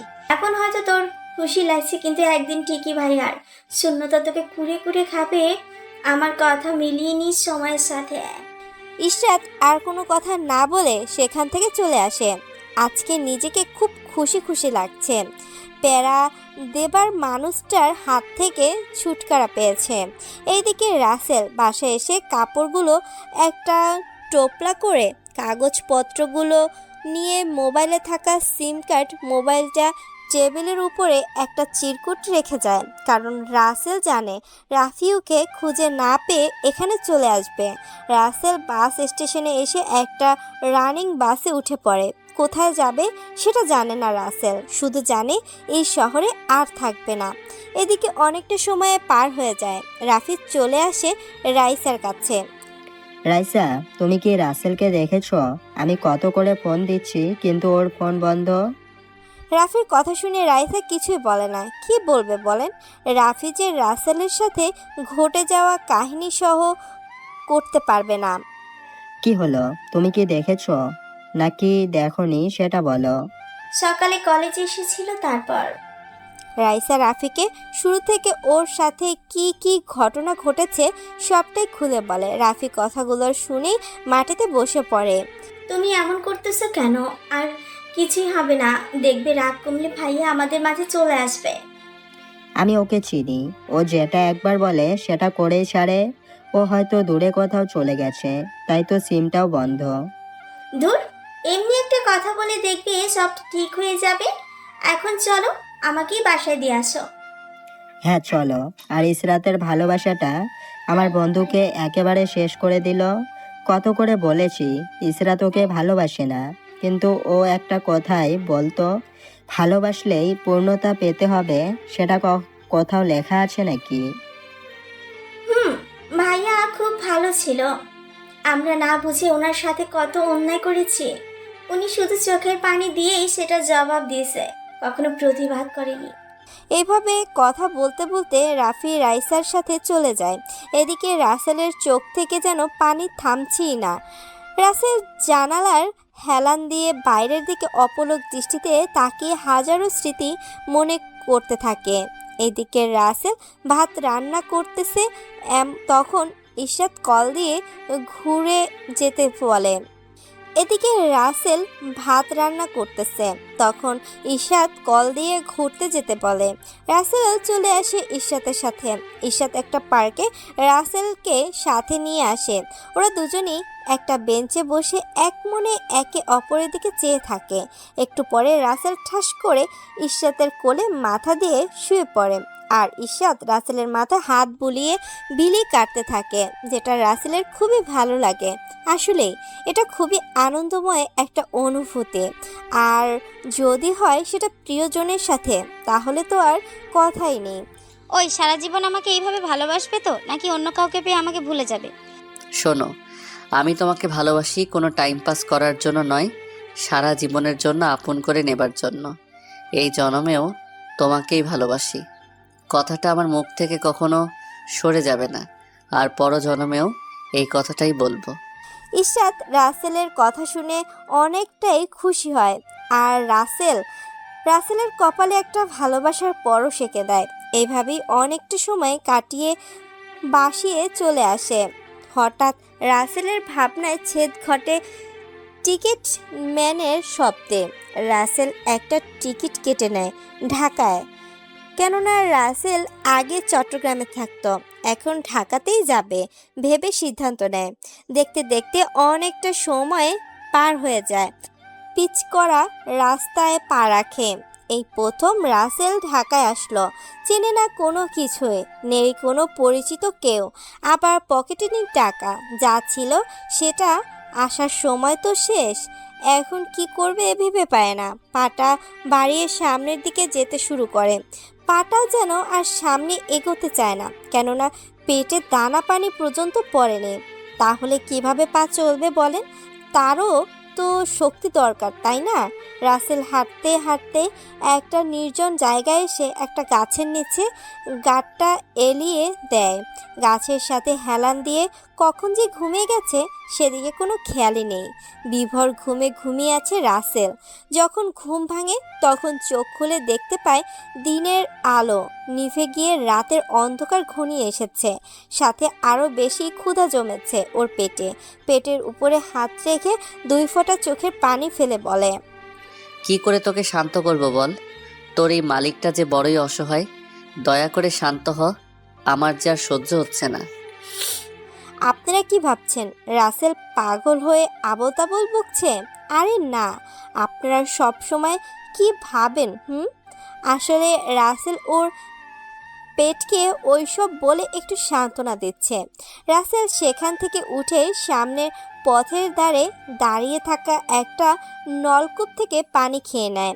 খুব একটা খেতে পারে না, কারণ পেট খালি থাকলে পানিও ভিতরে যেতে চায় না। তার আগেই পেট ব্যথা শুরু হয়ে যায়। তোরে একটু পানি খেয়ে শান্ত করতে চাইলাম, আর তুই ফাইজলামি শুরু করছিস। আমি এখন খাবার কোথায় পাবো? এই পৃথিবীর মানুষগুলো বড়ই অদ্ভুত রে। বাঁচাকৃত খাবার নষ্ট করবে, তবুও ক্ষুধায় কাতর কাউকে খেতে দিবে না। আসলে ভাই, এটাই কিন্তু বাস্তব। আমরা সব সময় যেই পরিমাণ খাবার নষ্ট করি, সেটা দিয়ে হাজারো মানুষের পেট ভরতো। এই কথাটা যদি একটা বার চিন্তা করতাম, তাহলে হাজারো পথশিশু রাস্তায় না খেয়ে অনাহারে রাত্রি যাপন করতো না। রাসেল পেটকে কিছুতেই মানাতে পারছে না। মুখে কথা বলার শক্তিটুকুও যেন ধীরে ধীরে কমে যেতে থাকে। রাসেল ধীরে ধীরে সামনের দিকে হাঁটতে থাকে। যেতে যেতে একটা টং চায়ের দোকান দেখতে পায়। রাসেল মানসম্মানকে বাম পকেটে রেখে, চাচা, আমাকে একটা কিছু খেতে দিবেন? তাহলে খুব খুশি হতাম। ক্ষুধার জ্বালায় আমার এই পেটটা চিল্লাচিল্লি শুরু করেছে। দোকানদার বলে ওঠে, তোমার তো শরীরের কোনো অংশই নষ্ট হয় নাই, তাহলে কাজ করে না খেয়ে এভাবে চেয়ে খেতে লজ্জা করে না? দোকানদারের কথা শুনে রাসেল মলিন মুখটা আরও বেশি মলিন হয়ে যায়, কেননা এই প্রথম ও কারো কাছে কোনো খাবার জিনিস চাইলো। কারণ ও না খেয়ে থেকেছে, তবুও কারো থেকে কিচ্ছু চায়নি। চাচা, আমারে তাহলে যে কোনো একটা কাজ দিয়ে সেটার বিনিময়ে না হয় কিছু খাবার দিন। রাসেলের কথা শুনে দোকানদার পড়ে যায় আরেক বিপদে, কেননা সে ভেবেছিল উপরের কথাগুলো বললেই কাজ করার ভরসা চলে যাবে। কিন্তু ঘটনা তো উল্টো। আমার কাছে কোনো কাজ নেই, এখান থেকে সামনের দিকে যা। দেখছেন, এই হলো মানুষের মন। কেননা সে নিজেই তো বলল কাজ করে খেতে, তাহলে কাজ দিতে অসুবিধা কোথায়? আসলে আমরা মুখে অনেক কথাই বলতে পারি, কিন্তু কাজ করে দেখাতে পারি না। রাসেল সেখান থেকে আর কোনো কথা না বলে চলে যায়। যেতে যেতে সামনে দেখতে পায় একটা গাছ পেয়ারা ধরে আছে। রাসেল ক্ষুধা মেটানোর একটা উপায় দেখতে পেয়ে অনেক খুশি হয়। কি পরক্ষণেই মনটা ছোট কি পরক্ষণেই মনটা ছোট হয়ে যায়, কেননা এই পেয়ারা গাছ তো আর তার না যে ইচ্ছে হলেই পেরে খাবে। তাই সেখান থেকে চলে আসার জন্য হাঁটতে থাকে। অমনি পেছন থেকে একটা ডাক শুনতে পায়। পেছন ফিরে দেখে একটা লোক ওই গাছের নিচে দাঁড়িয়ে ওকেই ডাকছে। রাসেল সেখানে গেলে লোকটি বলে, আমি লক্ষ্য করেছিলাম তুমি গাছের দিকে তাকিয়ে কিছু ভাবছিলে। হয়তো তোমায় এই পেয়ারা খেতে মন চেয়েছে, কিন্তু তুমি চুরি করতে পারোনি। তুমি ইচ্ছে করলেই পারতে, কিন্তু তুমি সেটা করোনি। তাই তোমার সততা আমাকে মুগ্ধ করেছে। এই নাও, পেয়ারাগুলো তুমি নিয়ে যাও। রাসেল অনেকটাই খুশি হয়ে লোকটাকে ধন্যবাদ জানিয়ে পেয়ারাগুলো নিয়ে আসে। আসলেই আল্লাহ কোনো কিছু রিজিকে রাখলে যেটা কেউ ছিনিয়ে নিতে পারে না, এটা আসলেই সত্য। রাসেল সেখান থেকে চলে আসে একটা নির্জন জায়গায়। সেখানে এসে পেয়ারা একটা একটা করে খেয়ে নেয়। পেটটা এখন একটু শান্তি পেল। এখন রাসেলের মাথায় আরেক চিন্তা এসে ভর করে, রাতটা কাটাবে কোথায়। হাজারটা চিন্তা মাথায় নিয়ে হাঁটতে শুরু করে। হাঁটতে হাঁটতে রাসেল একটা মেয়ের চিৎকার শুনতে পায়। কি হয়েছে বাঁচাও আমাদের এই গুন্ডাদের হাত থেকে। রাসেল শব্দটা শুনেই চারপাশে খুঁজতে থাকে, কিন্তু কোথাও খুঁজে পায় না। তাই আর একটু সামনে এগিয়ে আসে। আবার মনে মনে একটু ভয়ও করে, কেননা রাতের বেলা বুঝতেই পারছেন। আবারও চিৎকার দিয়ে ওঠে, বাঁচাও। রাসেল এবার দেখতে পায় সামনে থেকেই শব্দটা আসতেছে। একটু এগিয়ে গেলেই দেখতে পায় কতগুলো গুন্ডা দুইটা মেয়েকে ধর্ষণ করার চেষ্টা করতেছে। রাসেল কি করবে ভেবে পায় না, কেননা এতগুলো মানুষের সাথে কি আর একা পেরে উঠবে বলেন। কেননা অমনটা সিনেমাতেই মানায়। রাসেল ওখানে চলে আসে। এই, আপনারা এনাদের সাথে এমন করতেছেন কেন? রাসেলের কণ্ঠ শুনে আহানা ও নিধি অনেকটাই ভরসা পায়। এইদিকে গুন্ডাগুলো, তোর সাহস তো কম না, আমাদের শিকারের কাছে কথা বলিস? বাঁচতে চাইলে দৌড়ে পালা এখান থেকে। রাসেল গুন্ডাদের কথা শুনে হো হো করে হেসে ওঠে, যেটা দেখে গুন্ডারা একে অপরের দিকে চাওয়াচাই করতে থাকে। হা হা হা, হাসালি রে। আর তোদের মতো লম্পটদের কারণেই আজকাল আমাদের দেশের মা বোনেরা বাইরে নিরাপদে চলাচল করতে পারে না। আমাদের বাঁচিয়ে নিন এই লম্পটদের হাত থেকে প্লিজ ভাইয়া। আরে চিন্তা করিয়েন না, আমি আছি তো আপনাদের সাথে। আপনারা একটু এদের গুণে দেখেন তো কতজন আছে এরা। সবাই রাসেলের কথা শুনে বোকা বনে যায়। আহানা শুনে রাসেলকে বলে, ভাইয়া এরা 5 জন আছে, তবে একজনের সাইজ দেখলে কিন্তু হাতিদের মতোই মনে হয়। হ্যাঁ, কি বলেন? 5? তাও আবার একজন হাতির মতো? তাহলে তো আমার শক্তি একটু বেশি খরচ করতে হবে। এই রে, বীরের মতো কথা তো বলতেছি। এখন এই হাতি যদি আমাকে ধরে তাহলে কি আমি বাঁচতে পারবো? রাসেলের কথা শুনে গুন্ডাদের দলে থাকা হাতিটা শরীরে ঝাঁকাতে ঝাঁকাতে রাসেলের দিকে আসতে থাকে। রাসেল তো আত্মায় পানি নেই, একদম শুকিয়ে কাঠ হয়ে গেছে। হাতি দৌড়ে আসে রাসেলকে মারতে। রাসেল একটু সরে যায় আর হাতি পেছনে থাকা গাছটার সাথে ধাক্কা খেয়ে পড়ে যায়। রাসেল গিয়ে ওর উপরেই কয়েকটা লাগিয়ে দেয়। ব্যাস, হয়ে গেল হাতি কেল্লা ফতে। বাকিদেরও একে ফাঁকি দিয়ে দিয়ে মারতে থাকে। পরে গুন্ডাগুলো দৌড়ে পালিয়ে যায়। এই তোরা পালাস কেন? আয়, আমার তো এখনো পুরোপুরি ব্যায়াম করাই হলো না। আহানা ও নিধি কাছে এসে বলে, ভাইয়া আপনাকে অনেক অনেক ধন্যবাদ আমাদের ওদের হাত থেকে বাঁচানোর জন্য। ধন্যবাদ দেবার কি আছে, এটা আমার কর্তব্য। তুমি যদি আমার বোন হতে তাহলে কি আমি তোমাদের বিপদে রেখে যেতে পারতাম বলো? আমার তরফ থেকেও আপনাকে অনেক অনেক ধন্যবাদ। রাসেল এত সময় নিধিকে খেয়াল করেনি। নিধি কথা শুনে রাসেল ওইদিকে তাকিয়ে যেন হা হয়ে যায়। মুখ থেকে একটাই শব্দ বের হয়, পড়ি। রাসেলের কথা শুনে নিধি ও আহানা একে অপরের দিকে তাকিয়ে চাওয়াচাই করতে থাকে। এখানে গুন্ডা ছিল, কিন্তু পরি কোথা থেকে আসলো? আর আমরা তো কোনো পরি দেখতে পাচ্ছি না। আমার সামনেই তো দাঁড়িয়ে আছেন, আপনি কি পরীর থেকে কোনো অংশে কম নাকি বলেন? রাসেলের কথা শুনে নিধি তো লজ্জায় লাল হয়ে যায় আর আহানা মিটমিট হাসতে থাকে। ভাইয়া আমি আহানা ইয়াসমিন, আর ও হলো আমার একমাত্র কলিজের বান্ধবী অনামিকা জান্নাত নিধি। ও আচ্ছা, আর আপনাদের নামটা খুবই সুন্দর। আর আমি হলাম রাসেল। আচ্ছা, আপনারা এত রাতে এখানে কেন? আসলে হয়েছে কি, আমার একটা বান্ধবীর জন্মদিনের অনুষ্ঠানে গিয়েছিলাম, আর আসার সময় গাড়ি নষ্ট হয়ে যাওয়াতে ড্রাইভারকে গাড়ির কাছে রেখে হেঁটেই যাচ্ছিলাম। আর বাকিটা আপনি জানেন। ও বুঝলাম। আচ্ছা চলেন, আমি আপনাদেরকে বাড়ি পৌঁছে দেই। ওরা তিনজনে কথা বলতে বলতে হাঁটা শুরু করে। কিছুটা সময় পরে নিধি বাসায় চলে আসে। নিধিরা অনেক বড় লোক। রাসেলকে বাড়ির ভিতরে যেতে বলে, কিন্তু আহানাকে বাড়ি পৌঁছে দিতে হবে বলে যায় না। আবার আহানাকে ওর বাড়ি পৌঁছে দেয়। আহানাদের বাড়িও যেন নিধিদের কোনো অংশে কম না, বরং ওদের থেকে বেশিই বড়। ভাইয়া চলো ভিতরে, বাবা মায়ের সাথে কথা বলে তারপর যাবে। না বোন, আজকে না, অন্য একদিন যাব। আমাকে এখন কাজ করতে হবে। আচ্ছা তাহলে আপনার মোবাইল নাম্বারটা দিন, পরে কথা বলা যাবে। আহানা কিছু বলার আগেই রাসেল সেখান থেকে চলে আসে। থাকবে কোথায় সেটা ভাবতেই যেন মাথা কাজ করা বন্ধ করে দেয়। রাসেল আহানাদের বাড়ির দারোয়ানের কাছে গিয়ে বলে সে আজকের রাতটা এখানে একটু থাকতে পারবে নাকি। দারোয়ান একটু ভালো ছিল, তাই রাসেলকে তার রুমে থাকতে দেয়। রাসেল দারোয়ানকে ধন্যবাদ দিয়ে রুমে এসে শুয়ে ইশরাতের কথা চিন্তা করে। ইসরাত, তুমি আমার সাথে যেই নাটক করেছো তার জন্য তোমাকে কাঁদতেই হবে। তুমি দেখে নিও, তোমাকে নিজের থেকেও ভালোবেসেছিলাম। কি দোষ ছিল আমার? আমি এতিম আর গরিব, এটা কি আমার দোষ? আল্লাহ তো এমনটা আমার ভাগ্যে লিখেছে।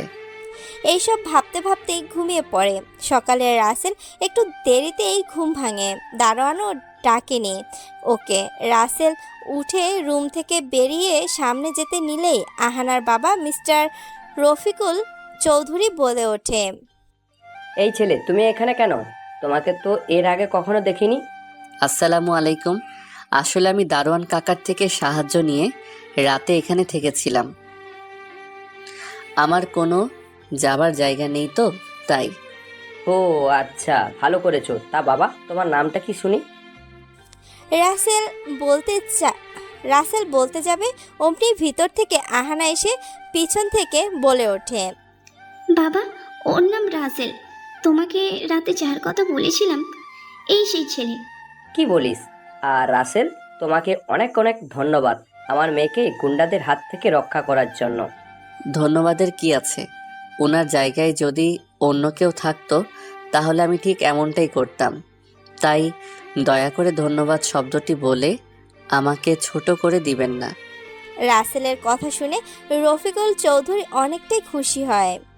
তা বাবা, তুমি রাতে এখানে থেকেছো কেন? সেটাই তো এখনো শোনা হলো না। আসলে কি করে যে বলি সেটাই ভেবে পাচ্ছি না। হ্যাঁ বাবা, বলে ফেলো। আর যদি তেমন কোনো কথা হয় তাহলে আর বলার দরকার নেই। আরে তেমন কিছুই না। আসলে আমি গতকালকেই এই শহরে এসেছি।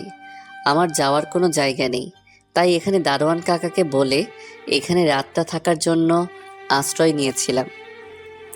রাসেলের কথা শুনে সবাই অনেকটাই অবাক হয়ে যায়। রফিকুল চৌধুরী অনেকটাই রাগ, তাই ঠাস করে রাসেলের গালে কষে একটা থাপ্পড় দেয়। রাসেল গালে হাত দিয়ে দাঁড়িয়ে থাকে, আর আহানা তো অবাক হয়ে ওর বাবার মুখের দিকে তাকিয়ে আছে। বাবা, তুমি ওনাকে এভাবে মারলে কেন? তুমি কি এইভাবে ভাইয়ার উপকারের প্রতিদান দিলে? বাম, মারবো না তো কি করব বল? তুই যখন ওকে বাড়ির ভিতরে আসতেই বলছিস, তখন তো তোকে বলতেই পারতো ওর কোনো থাকার জায়গা নেই। আমার বাড়িটা কি ছোট যে ওর থাকার জায়গা হবে না? রাসেল এখনকার কথা শুনে বুঝতে পারে রফিকুল চৌধুরী একটা ভালো মনের মানুষ, তাই কিছু মনে করলো না। আপনাদের চিনি না, জানি না, সেখানে কিভাবে বলতে পারি যে আমার থাকার কোনো জায়গা নেই? আমার মেয়ের ইজ্জত বাঁচানোর সময় তো মনে করনি আহানা তোমার অপরিচিত? তখন তো বোন ভেবে ভাইয়ের মতোই বোনকে রক্ষা করেছো। তুমি তো ইচ্ছে করলেই সেই গুন্ডাদের সাথে মিলে আমার মেয়ের ক্ষতি করতে পারতে, কিন্তু সেটা করনি, কারণ তোমার মাঝে আদর্শ পিতামাতার রক্ত আছে। হুম, সেটা ঠিক বলেছেন। আচ্ছা, অনেক তো কথা হলো, এখন তাহলে আমি যাই। কোথায় যাবে তুমি? রাস্তায় ঘুরে পথের ধারে না খেয়ে পড়ে থাকবে? সেটা ছাড়া তো আর কিছুই করার নেই। এতিমদের জন্য এই একটা রাস্তাই আল্লাহ খোলা রেখেছে। তোমার কোথাও যেতে হবে না। আজ থেকে তুমি আমার বাসায় থাকবে। মন চাইলে একটু কাজও করিও, না হলে করবে না। তোমার উপরে আমার বিশ্বাস আছে। বাড়িতে আমরা থাকি না, কেননা আহানা কলেজে, আমি এয়ারপোর্টে, আর তোমার আন্টি জজ কোর্টে চলে যায়। সারাদিন বাড়িটা খালি পড়ে থাকে। বাবা, তুমি ভালো একটা সিদ্ধান্ত নিয়েছো। আর আমিও ভাইয়ের অভাব কিছুটা হলেও কাটাতে পারবো। কি হবে তো আমার ভাইয়া, নাকি? ওকে তুই ভাইয়া বলেই ডাকিস। আর রাসেল, তুমি নিজেকে এতিম বলবে না। আমি একটা এতিমখানায় বড় হয়েছি। বুঝ হবার পর কোনো দিন বাবা মায়ের মুখ দেখার সৌভাগ্য আল্লাহ আমাকে দেয়নি। আর রাসেল, তুমি নিজেকে এতিম বললে যে? ও আচ্ছা, কোনো ব্যাপার না। আজ থেকে তুমি আমার বাড়িতেই থাকবে। আর পড়তে পারো নাকি? পড়ো নাই? আমি একটা গ্যারেজে কাজ করে পেটের ভাত জোগাড় করতাম, পাশাপাশি লেখাপড়া করার চেষ্টা করতাম। তুমি গাড়ি ঠিক করতে পারো? তাহলে তো ভালোই হলো। তা কি লেখাপড়া করেছো? এসএসসি পাস কি করেছো, নাকি 8 ক্লাস পর্যন্ত শেষ? হুম, পাশ করেছি। বাবা, তুমি কি ভাইয়ের চাকরির ইন্টারভিউ নিচ্ছ? দেখেছো ভাইয়ের মুখটা শুকিয়ে আছে ক্ষুধায়। বুঝেছি। তা বাবা, তুমি এসএসসি কোন ডিপার্টমেন্ট আর কোন গ্রেডে পাস করেছো? আমি তেমন ভালো করতে পারিনি, তবে এসএসসিতে সায়েন্সে গোল্ডেন এ প্লাস, এইচএসসিতে সায়েন্সে গোল্ডেন এ প্লাস, আর আমি বর্তমানে অনার্স সেকেন্ড ইয়ারের ছাত্র। রাসেলের কথা শুনে রফিকুল চৌধুরী যেন আসমান থেকে মাটিতে পড়ে এমন অবস্থা, আর আহানা তো অবাক হয়ে আছে এখনো। তুমি কি এত ভালো ছাত্র ছিলে? শুনে খুব খুশি হলাম। আচ্ছা, তুমি বিমান বাহিনীতে চাকরি করবে? আল্লাহ যদি বিমান বাহিনীর চাকরি কপালে রাখতো তাহলে ভালোই হতো। তাহলে ধরো তোমার চাকরি হয়ে গেছে। রাসেল তো রফিকুল চৌধুরীর কথা শুনে হো হো করে হেসে দেয়। ভাইয়া তুমি এভাবে হাসো কেন? হাসবো না তো কি করব? আমি এখনো আবেদন করলাম না, আর আমার চাকরি নাকি হয়ে যাবে। ও এই ব্যাপার, আমি আরো ভাবলাম না জানি কি। শোনো, বাবা পারে তোমার চাকরি দিতে, কেননা বাবা হলেন বিমান বাহিনীর মার্শাল সিনিয়র ওয়ারেন্টার অফিসার। রাসেল তো অবাক হয়ে যায়, এত বড় একজন অফিসার সামনে হাসলো। সরি, আমি বুঝতে পারিনি। আরে সরি বলার কি আছে, আমিও তো তোমাকে দেখে বুঝতে পারিনি তুমি এতটা পড়াশোনা করেছো। আহানা, ওকে ভিতরে নিয়ে খাবার খেতে দে, না হলে এই পড়ে গেল বলেই। রফিকুল চৌধুরী কথাটা বলেই অফিসের উদ্দেশ্যে চলে যান। আর এইদিকে রাসেলকে নিয়ে ভিতরে আসে। রাসেল তো অবাক হয়ে বাড়ির সব কিছু দেখতে ব্যস্ত। রাসেল যেই না সিঁড়ির দিকে তাকিয়েছে, অমনি রাসেলের কলিজায় একটা মোচড় দিয়ে ওঠে আহানার মাকে দেখে। কেন যেন এমনটা হলো সেটা এখনো অজানা। আহানা, এই ছেলেটাকে আমাদের বাড়িতে তো আগে কখনো দেখি নাই। আম্মু, এ হলো রাসেল, আমার ভাইয়া। কালকে যার কথা তোমাদের বললাম। ও আচ্ছা, বুঝতে পারলাম। তা বাবা রাসেল, তুমি কেমন আছো? আমি অনেক ভালো আছি, আপনি কেমন আছেন? এই তোমার তো সাহস কম না। রাশিদা চৌধুরী চোখ বড় করে কথাটা বলে। রাসেল তো ভয়ে চুপসে গেছে, তাই কিছুই বলে না। আম্মু, তুমি ভাইয়াকে এভাবে বকতেছো কেন শুনি? রাসেল, তোর ভাইয়া হলে আমার তো ছেলে হলো, তাই না? তাহলে ও আমাকে আম্মু বলে ডাকলো না কেন? রাসেল তো অনেকটাই অবাক রাশিদা চৌধুরী কথা শুনে। এতটা আপন করে কেউ কিভাবে নিতে পারে? আচ্ছা আম্মু, আমার ভুল হয়ে গেছে। আসলে আম্মু শব্দটা কখনো ডাকার সৌভাগ্য আমার হয়নি, তাই অভ্যাস নেই। তোর কথা তো আমি একটু বুঝতে পারলাম না। আম্মু, ভাইয়া এতিম, ওর বাবা মা ভাই বোন কেউ নেই। কে বলছে ও এতিম? আমরা আছি না। আর বাবা, তুই একদম চিন্তা করবি না, এখন খেয়ে নে। রাসেল খেতে বসে যায়।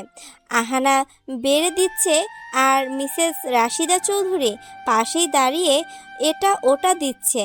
রাসেল রাশিদা চৌধুরীর মুখের সামনে এক লোকমা খাবার তুলে ধরে।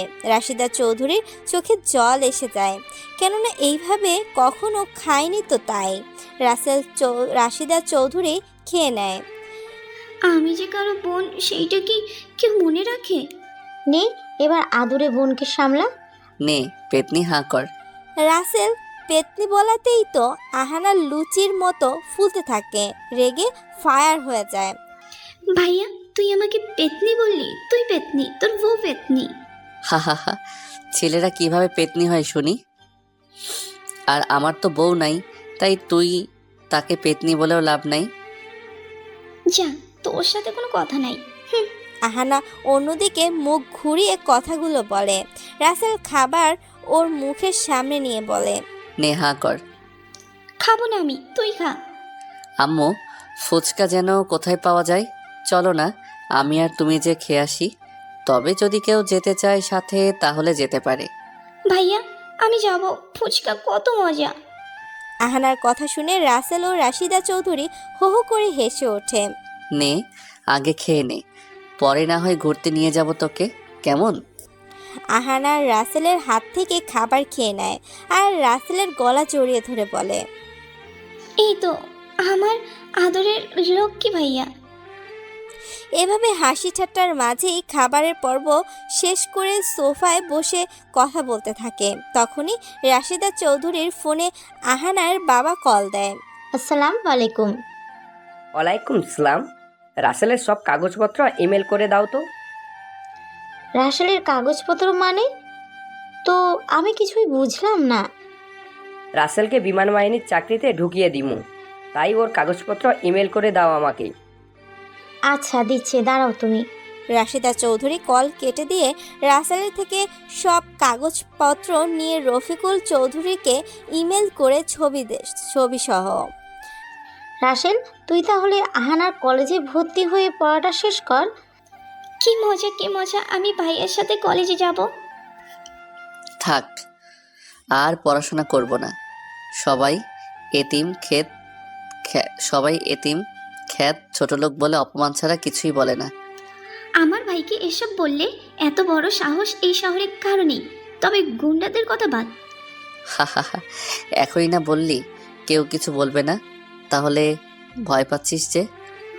ভয় পাবো তাও আবার আমি? তোর বোন হয়, আমি বুঝলি নু ভয়। রাশিদা চৌধুরী আদেশ পেয়ে আহানা রাসেলকে নিয়ে একটা রুম দেখিয়ে দেয়। রুমটা অনেক সুন্দর করে সাজানো গোছানো। হই স্যার, বলতে হবে না। আচ্ছা আহানা, এই রুমটা এত সুন্দর করে সাজানো গোছানো কেন? এখানে কি কেউ থাকে? আসলে আমার একটা ভাই ছিল, ছোট্টবেলায় নাকি হারিয়ে গেছে, তাই আম্মু এই রুমটা ভাইয়ের জন্য প্রতিদিন সাজিয়ে রাখে, যদি ভাইয়া কখনো ফিরে আসে এটা ভেবে। আহানার চোখে নোনা পানি ভর করে, সেটা মুছতে যাবে অমনি রাসেল আহানার চোখের পানি মুছে দেয়। কাঁদিস না, দেখবি আল্লাহ একদিন তোর ভাইকে ঠিকই তোদের কাছে ফিরিয়ে দিবেন। আচ্ছা তুই ফ্রেশ হয়ে একটু রেস্ট নে, আমি বরং নিধিকে একটু জ্বালিয়ে আসি। ও, তার মানে তুই এখন পরি ম্যাডামকে জ্বালানোর জন্য যাচ্ছিস? আর নিধিকে একদম রাগাস না, তাহলে কিন্তু তোকে ইঞ্জেকশন দেবে। মানে তো কিছুই বুঝলাম না, ইনজেকশন দিবে কেন? নিধি হলো ডাক্তার, হয়নি তবে আর 1 বছর পরে হবে।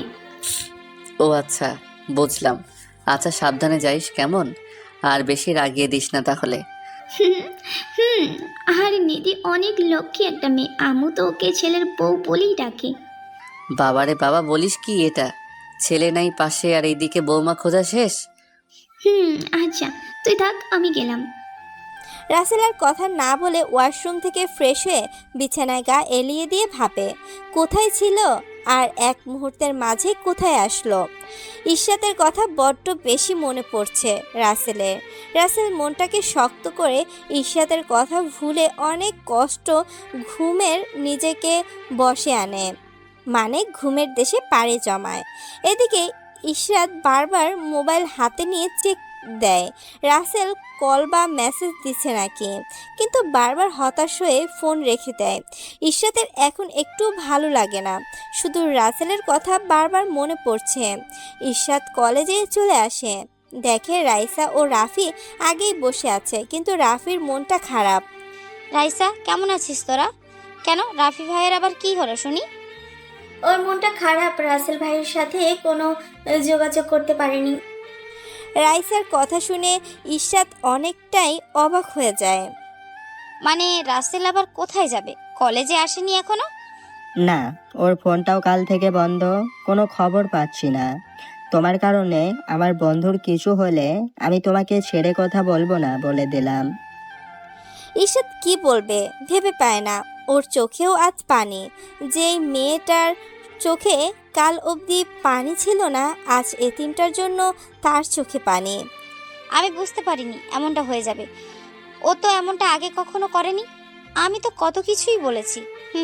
তুই কি মনে করিস না যে কালকে যেটা করেছিস সেটা একটু বেশিই ছিল?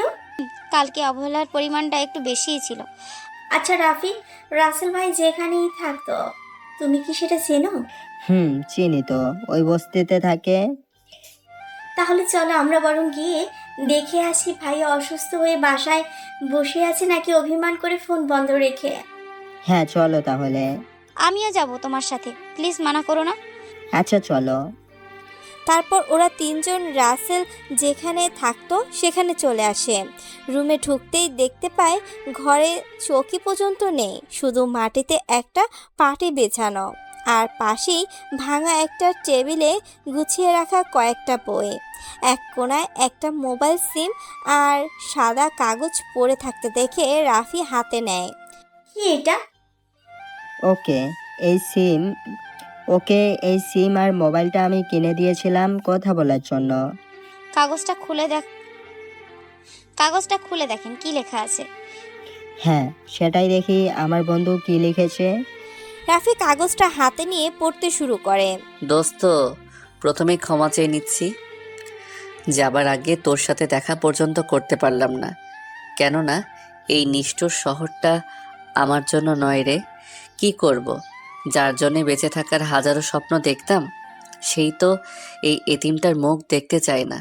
তাই তো চলে যাচ্ছি তোদেরকে ছেড়ে। মোবাইলটা রেখে গেলাম, পারলে ক্ষমা করে দিস। আর ভালো থাকিস। শেষে একটা কথাই বলবো, রাইসাকে কখনো কষ্ট দিস না, কেননা তুই আমার মতো আবার এতটা কষ্ট সহ্য করতে পারবি না। আর ইসরাতকে বলিস সবসময় যেন ভালো থাকে। আর ভালো তো থাকবেই, আমার মতো এতিমের মুখটা দেখা হবে না, আর বিরক্ত হতে হবে না। আর লেখার ক্ষমতা হচ্ছে না রে। বাই, ভালো থাকিস তোরা। আল্লাহ যদি বাঁচিয়ে রাখে তো দেখা হবে। ইতি, এতিম ছেলে। চিঠিটা পড়েই রাফি সহ সবাই কান্নায় ভেঙে পড়ে। ইশরাতের কান্না যেন থামছেই না। দেখছেন, এর জন্যই বলি কি থাকতে মূল্য দিতে শিখুন, কারণ হারিয়ে গেলে আর হাজারো মূল্য দিতে চেয়েও কোনো লাভ হবে না। ইসরাত, আজকে তো তুমি অনেক খুশি তাই না? আমার বন্ধুটাকে দূরে সরিয়ে দিয়ে ওর একটাই দোষ ছিল, সেটা হলো তোমাকে নিজের থেকেও বেশি ভালোবাসতো। এভাবে বলো না প্লিজ, আমি আগে আসলেই বুঝতে পারিনি এমনটা হবে। হুম, বুঝবে কেমনে? আমার বন্ধু যে একটা এতিম ছিল, আর সবাইকেই না কেন অল্পতেই বিশ্বাস করে নিত, যেটা ওর জীবনের কাল হয়ে দাঁড়িয়েছে। তবে এখন তুমি মুক্ত। রাসেল নামের কেউ ভালোবাসে বলে বিরক্ত করবে না, মোবাইলে কল দিয়ে বলবে না তোমার কথা না শুনলে ওর ঘুম আসে না। যেই মানুষটা আমার ভালোবাসাকে কাজে এনে যে মানুষটা আমার ভালোবাসাকে কাছে এনে দেওয়ার জন্য কত অত্যাচার সহ্য করেছে, অথচ একটিবারের জন্য মুখ ফুটে তার প্রতিবাদ করেনি। আর তুমি সেই মানুষটার পবিত্র ভালোবাসা নিয়ে মিথ্যে নাটক করেছ, ঠিকই বুঝবে তুমি সেদিন কিছুই করার থাকবে না। এভাবে বলবেন না প্লিজ, আমি যে ওকে অনেক ভালোবাসি। কেন এমনটা করেছি সেটা আমি নিজেও বুঝতে পারি না। সেটা বলে লাভ নেই, কারণ আমি তো আর রাসেলের মতো বোকা না আপনার মিষ্টি কথা বিশ্বাস করব। এই রাইসা, চলো তো। রাফি কথাগুলো বলেই রাইসার হাত ধরে নিয়ে সেখান থেকে চলে যায়। ইশরাত সেখানে বসে কান্নায় ভেঙে পড়ে। আজকে যেন চোখের পানি বাধা মানছে না। আজকে ঠিকই বুঝতে পারছে রাসেল ওর জীবনে কতটা জায়গা জুড়েছিল। ওর কথা বলা বিরক্ত না, বরং ভালোবাসায় জড়ানো যত্ন ছিল। রাসেল, তুমি কেন চলে গেলে? আমি না হয় ভুল করে কথাটা বলেছি, তাই বলে তুমি চলে যাবে? একটা বারের জন্যও ভাবলে না তোমাকে ছাড়া আমি কি নিয়ে বাঁচবো? ইশরাত কান্না করতে করতে সেখান থেকে চলে যায় বাড়িতে। এদিকে রাসেল ঘুম থেকে উঠে ফ্রেশ হয়ে নিচে এসে দেখে ওর মা কাজের মেয়ের সাথে কাজ করতেছে। আম্মু, কি করতেছো শুনি? দেখছিস রান্না করতেছি, তাও জিজ্ঞেস করছিস? তোমাকে কাজ করতে হবে না, তুমি সরো তো, আমি করতেছি, বুঝতে পারলে? রাসেলের কথা শুনে রাশিদা চৌধুরীও কাজের মেয়ে লায়লা অবাক হয়ে রাসেলের দিকে তাকিয়ে থাকে। তুই রান্না করবি মানে কি? তুই রান্না করবি মানে কি? তুই কি রান্না করতে পারিস নাকি? আমি সব পারি, কারণ আমি তো রান্না করে খেয়েছি, তাই না? না, তোর কাজ করতে হবে না, তোর বাবা এসে দেখলে খবর করে ছাড়বে। কিচ্ছুটি বলবে না, আমি আছি তো নাকি? আর বাবা আমার হাতের রান্নাকে ভুলেই যাবে কে রান্না করেছে। বাবা এত ওভার স্মার্ট। আচ্ছা রান্না কর দেখি কেমন পারে রান্না করতে আমার ছেলে। রাসেল রান্না করতে শুরু করে। ওর কাজে দেখে কাজের মেয়েটাও যেন অবাক হয়ে দেখেই যাচ্ছে। পাক্কা 2 ঘন্টা বাদে রাসেলের সব কিছু রান্না করা শেষ হয়ে যায়। রাসেল রান্না শেষ করে, এত কিছু তুই কিভাবে রান্না করতে পারিস, যেখানে লায়লাও মনে হয় এত কিছু রান্না করতে পারে না? হে আম্মু, তোমার ছেলের সব গুণ আছে বুঝলে। সেটা তো দেখতেই পাচ্ছি। আচ্ছা তুই বরং এখন গিয়ে গোসল করে ফ্রেশ হয়ে নে, একটু পরেই তোর বাবা চলে আসবে। আচ্ছা আমি গেলাম, ওনাকে দিয়ে তুই সব কিছু টেবিলে সাজিয়ে রাখো, কেমন? সেটা নিয়ে তোর কোনো চিন্তা করতেই হবে না, তুই গিয়ে আগে ফ্রেশ হয়ে আনে। রাসেল সেখান থেকে সোজা ওর রুমে চলে আসে।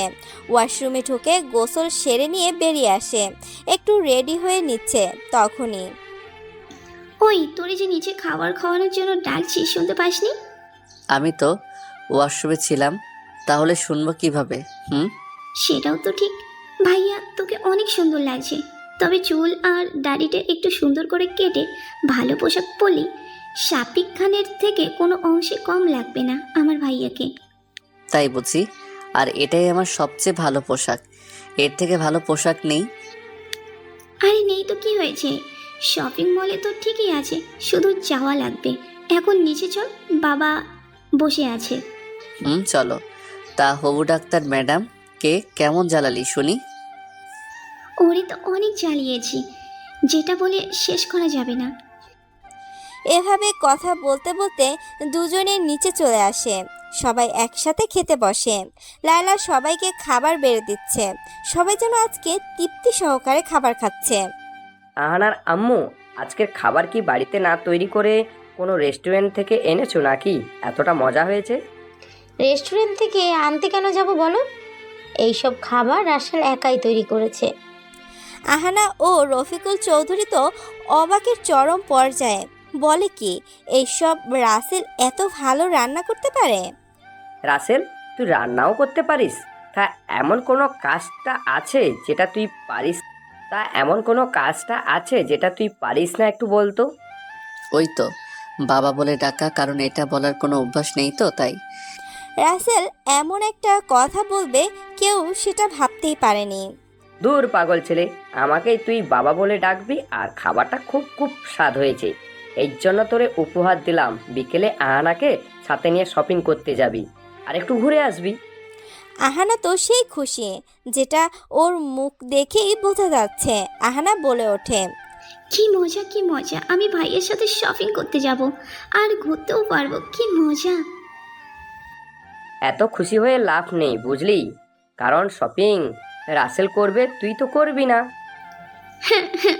আম্মু দেখছো, বাবা এটা কি বলে তার ছেলেকে শপিং করাতে দেবে আর আমাকে দেবে না? আমি কি তাহলে বন্যার পানিতে ভেসে যাব? এই পাগলি কাঁদিস না তো, আমি আছি তো নাকি? আর তুই কিভাবে ভাবলি তোকে না কিনে দিয়ে আমি কিছুই কিনবো?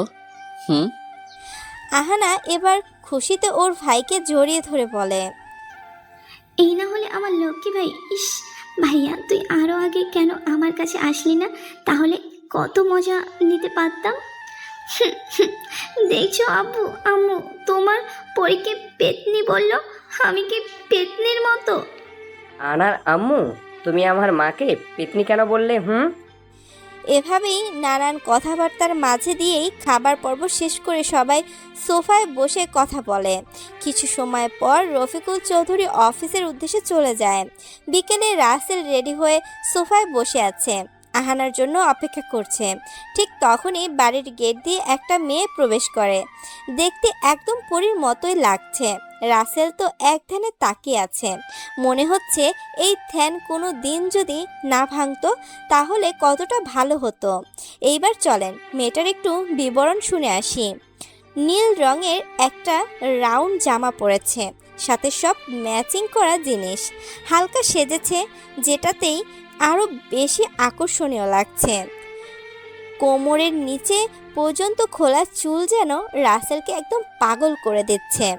রাসেলের এমন তাকানো দেখে নিধি তো লজ্জায় পুরাই টমেটো হয়ে গেছে। নিধি ওর সামনে এসে হাতে তুড়ি বাজিয়ে বলে, এই যে মিস্টার, এভাবে কি দেখছেন? আগে কোনোদিন মেয়ে দেখেননি মনে হয়। রাসেল ঘোরের মাঝে থেকেই বলে ওঠে, মেয়ে তো হাজারো দেখেছি, কিন্তু এমন পরীর দেখা তো কখনো পাইনি, তাই মন ভরে দেখছিলাম। আরে বাবা, আপনি তো কিভাবে মেয়েদের ইমপ্রেস করতে হয় সেটা খুব ভালো করেই জানেন দেখছি। আমি জানি আমি এতটাও সুন্দরী নই, শুধু পাম দিচ্ছেন। আপনি কি কোনো গাড়ির চাকা যে আমি পাম দিব? আর আপনি যদি নিজেকে অসুন্দর বলেন তাহলে আমি ভেবে পাচ্ছি না সুন্দর বলে দাবি করবে কারা। আরে বাহ, কথা তো দেখছি ভালোই বলতে পারেন দেখছি। তা অহনা কোথায়? রাসেল কিছু বলতে যাবে তখনই সিঁড়ির ওপর থেকে নামতে নামতে আহানা বলে ওঠে, এই তো হবু ডাক্তার ম্যাডাম, আমি এসে গেছি। ও সরি আমাদের ভাবি সাহেবা। চুপ পেতনি, সারাক্ষণ শুধু ফাজলামি করিস তাই না? ওলি আমার ভাবিটা দেখে রাগে টমেটোও হতে পারে। আহানা নিধির গালে টেনে বলে, তা আমাকে বলতে আসলি কেন? আর তোকে তো আজকে খুব সুন্দর লাগছে। আরে আজকে প্রথম ভাইয়ের সাথে ঘুরতে যাব, তো একটু তো সাজতে হবে তাই না? ওই পেতনি, তোর যদি কথা বলা শেষ হয়ে থাকে তো বের হ, না হলে সন্ধ্যায় গিয়ে কি হবে? চলো ভাইয়া। এইদিকে নিধি বারবার রাসেলের দিকেই তাকিয়ে আছে, শুধু দেখেই যাচ্ছে আর মনে মনে ভাবছে। কোনোদিন কারোর উপরে আমি ক্রাশ খাইনি, এই প্রথম ওর উপরে আমি ক্রাশ খাইলাম। ইস, ভাবতেই কেমন ভাল লাগে। তারপর রাশিদা চৌধুরীকে বলে ওরা গাড়ি নিয়ে বেরিয়ে পড়ে। রাসেল ড্রাইভ করতেছে আর পেছনে বসে নিধি আর আহানা নন স্টপ ভাঙার রেডিওর মতো বেজেই যাচ্ছে। এই হচ্ছে মেয়ে মানুষ, দুজন একসঙ্গে হয়েছে তো হলো, কোকিলের মতো কথা বলেই যাবে। রাসেলের তো মাথা ধরে গেছে ওদের কথা শুনে। অনেকটা সময় পর ওরা একটা শপিং মলে চলে আসে। তারপর গাড়ি পার্কিং করে তিনজনে শপিং মলের ভিতরে প্রবেশ করে। আহানা শুধু দেখেই যাচ্ছে। হঠাৎ নিধির চোখে আটকে যায় একটা পাঞ্জাবির উপরে, যেটা আহানা লক্ষ্য করে। কিরে ভাবে, তুই এইভাবে এই পাঞ্জাবিটার দিকে তাকিয়ে আছিস কেন? ওই পাঞ্জাবিটা না আমার খুব পছন্দ হয়েছে। তুই যদি তোর ভাইয়ের জন্য কিনতি তবে তোর ভাইকে সেই মানাতো। টপ সুন্দরীর ভাবের পছন্দ কি আর খারাপ হতে পারে নাকি? আর এটা আমারও খুব পছন্দ হয়েছে। আহানা পাঞ্জাবিটা কিনে নেয়। এদিকে ওরা শপিং করতেছে আর রাসেল ঘুরে ঘুরে এটা সেটা দেখতেছে। একটা জামা রাসেলের খুব পছন্দ হয়, কিন্তু কিভাবে আহানাকে কিনে দেবে? ওর কাছে তো কোনো টাকা পয়সা নেই, তাই জামাটা মন খারাপ করে দেখছে, যেটা আহানা এসে দেখতে পায় আর জামাটা কিনে নেয়। এবার আহানা লক্ষ্য করে রাসেলের মুখে স্পষ্ট খুশির রেখা ফুটে উঠেছে। এইভাবে ওরা তিনজন অনেক কিছু শপিং করে, একটা রেস্টুরেন্ট থেকে খেয়ে ঘুরতে বের হয়। একটা নদীর ধারে আসে, যেখানকার পরিবেশটা খুবই সুন্দর, নিমিষেই মন ভালো হয়ে যায়। অহনা, জানিস এই জায়গাটায় আসলে আমার অনেক ভালো লাগে, মনে হয় নিজেকে একদম হালকা মনে হয়।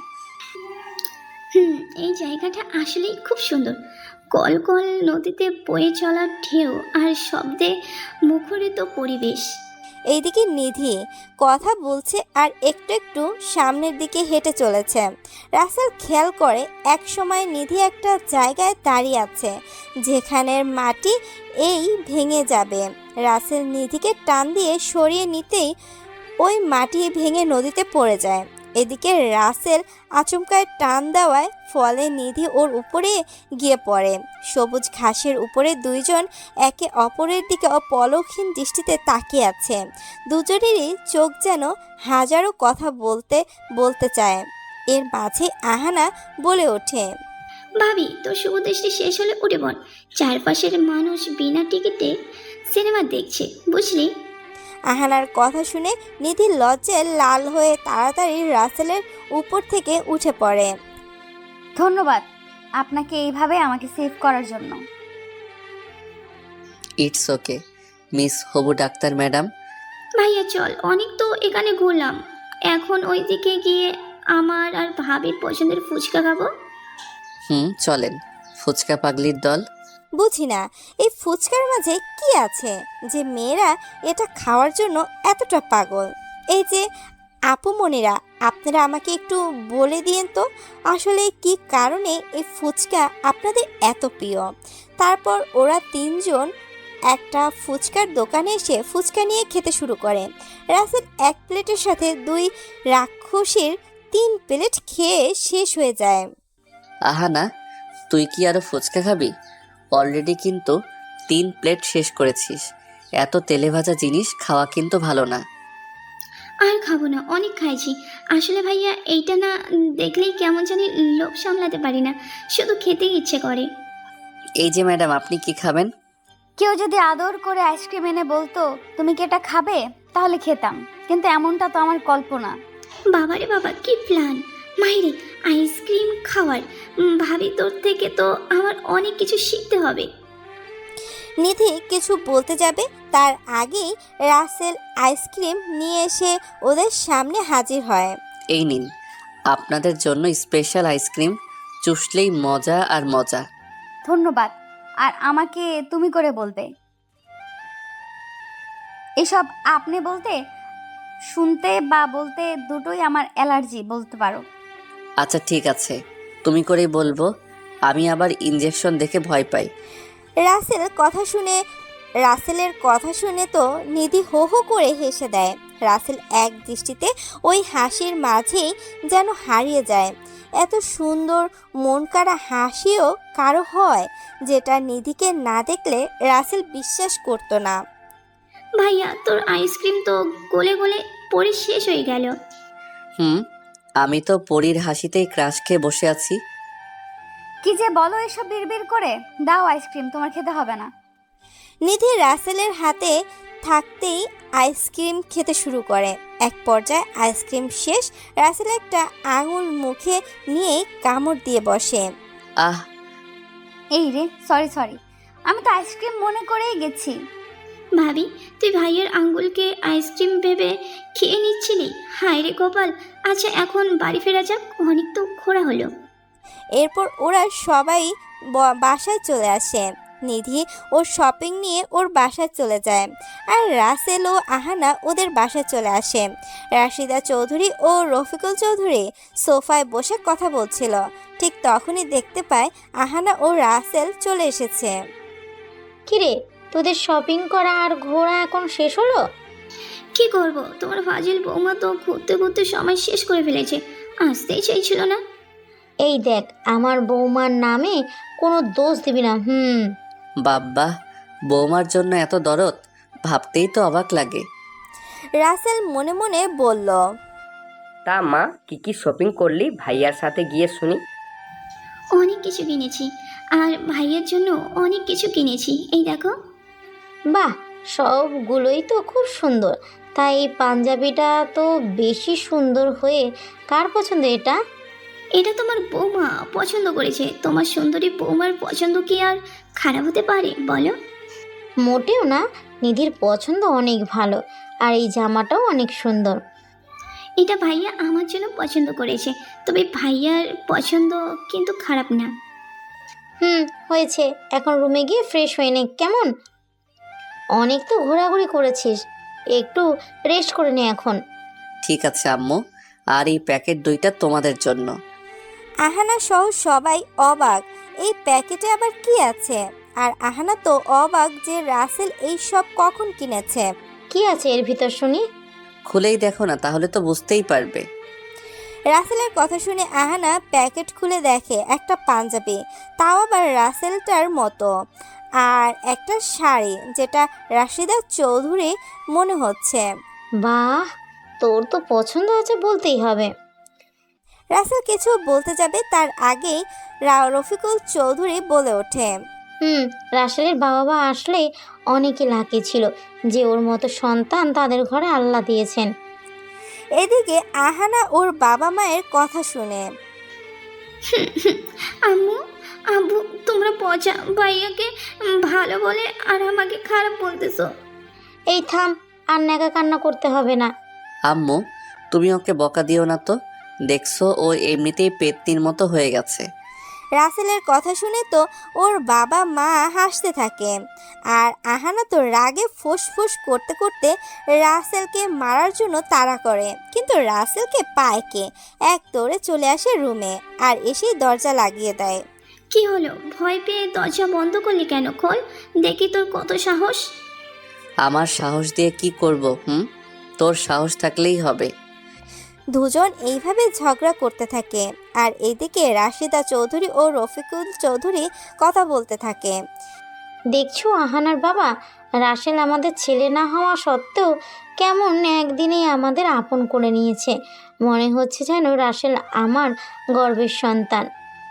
রাসেল অনেক ভালো একটা ছেলে, হয়তো আমাদের ছেলে থাকলে ওর মতোই হতো। দেখবে, আল্লাহ একদিন আমার ছেলেকে আমার কোলে ঠিকই ফিরিয়ে দিবে। এই আশাতেই তো আজও দিন গুনেই যায়।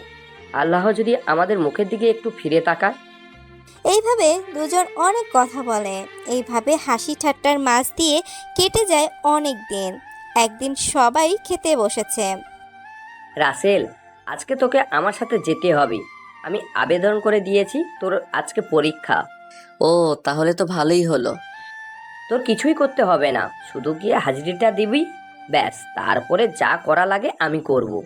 না বাবা, আমি আমার নিজের যোগ্যতা অনুযায়ী কর্ম করতে চাই, তোমার পাওয়ার অনুযায়ী নয়। সেটা ভালো কথা, কিন্তু তোর উপরে ছেড়ে দিয়ে যদি না টিকতে পারিস তখন কি হবে? আমার নিজের উপরে অনেক ভরসা আছে, আর আমি বিশ্বাস করি নিজের উপরে বিশ্বাস যত মজবুত হবে সে জীবনে ততটাই উন্নতি করতে পারবে। ওকে, ঠিক আছে, তোর ইচ্ছা। তবে পরে কি আমাকে দোষারোপ করতে পারবি না।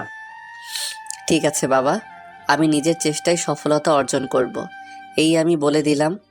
এইভাবে অনেক কথা বলে রাসেল ও বাবা মায়ের পায়ে হাত দিয়ে সালাম করে চলে যায় এয়ারপোর্টে।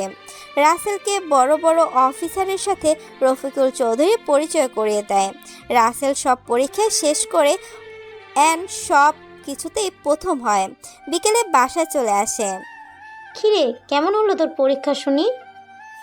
আম্মু, অনেক ভালো হয়েছে। বাকিটা এখন আল্লাহর হাতে। তবে আমার আশা আছে এই চাকরিটা আমার হবেই। দোয়া করি বাবা, তোর মনের আশা যেন আল্লাহ পূরণ করে। এখন খেয়ে নে, সারাদিন তো মনে হয় কিছুই খাসনি। রাসেল ওর মায়ের সাথে খেয়ে দিয়ে রুমে এসে সেই একটা ঘুম দেয়। সন্ধ্যায় ঘুম ভাঙে আহানার ডাক শুনে। এই ভাইয়া উঠে পড়, সন্ধ্যা হয়ে এলো। ওই ভাইয়া ওঠ তাড়াতাড়ি। উঠছি, তুই যা। আচ্ছা আমি গেলাম, তুই উঠে আসিস কিন্তু, না হলে আবার না জানি কি করে বসে সেইটা জানি না। রাসেল উঠে ওয়াশরুমে চলে যায় আর আহানা চলে যায় ছাদে। রাসেল একটু পরে ছাদে চলে আসে। করে পেতনি, ছাদে কি করিস একা একা? দেখ ভাইয়া, ভালো কিন্তু হবে না, আমাকে তোর কোনো দিক দিয়ে পেতনি মনে হয়। আরে পাগলি, আমি তো তোর সাথে মজা করে বলি, তোকে রাগান্বিত করার জন্য। আমি তো বুঝি, তাই তো এতটাও রাগ করি না যাতে তোর মন খারাপ হয়। আচ্ছা, কি করিস একা একা? এই সময়ে না ছাদে বসে থাকতে খুবই ভালো লাগে। হালকা বাতাস, আবছা আলো, সব মিলিয়ে অসাধারণ। তুই ঠিক কথা বলেছিস, এমন সময়টা আমারও খুব ভালো লাগে। আচ্ছা ভাইয়া, তুই কি কাউকে ভালোবেসেছিলিস? আহানার কথা শুনে রাসেল থতমত খেয়ে যায়। কি বলবে ভেবে পায় না। বলবো পরে একদিন, আজকে প্লিজ জোর করিস না, আমি বলতে পারবো না। আচ্ছা ঠিক আছে, তোর যখন ইচ্ছে হয় আমাকে বলিস, নো সমস্যা, কেমন? এইভাবে দুই ভাই বোন অনেক সময় কথা বলে ছাদ থেকে চলে আসে। নিচে খাবারের জন্য সবাই অপেক্ষা করতেছে। খাওয়া দাওয়া করে সবাই যার যার রুমে চলে যায়। রাসেল এসে ইশরাতের কথা ভাবতে থাকে। ইসরাত কেন করলে এমন? এমন তো হবার কোনো কথা ছিল না। আমি তো তোমাকে অনেক বেশি ভালোবেসেছিলাম। কি দোষ ছিল? আমি এতিম, এটাই। রাসেল ভাবছে আর চোখের জল ফেলছে। চোখের জল মুছতে মুছতে কখন যে ঘুমিয়ে গেছে সেই দিকে রাসেলের কোনো খেয়ালই নেই। সকালে ঘুম থেকে উঠে মসজিদ থেকে নামাজ পড়ে আসে। এইভাবে চলে যায় অনেকগুলো দিন।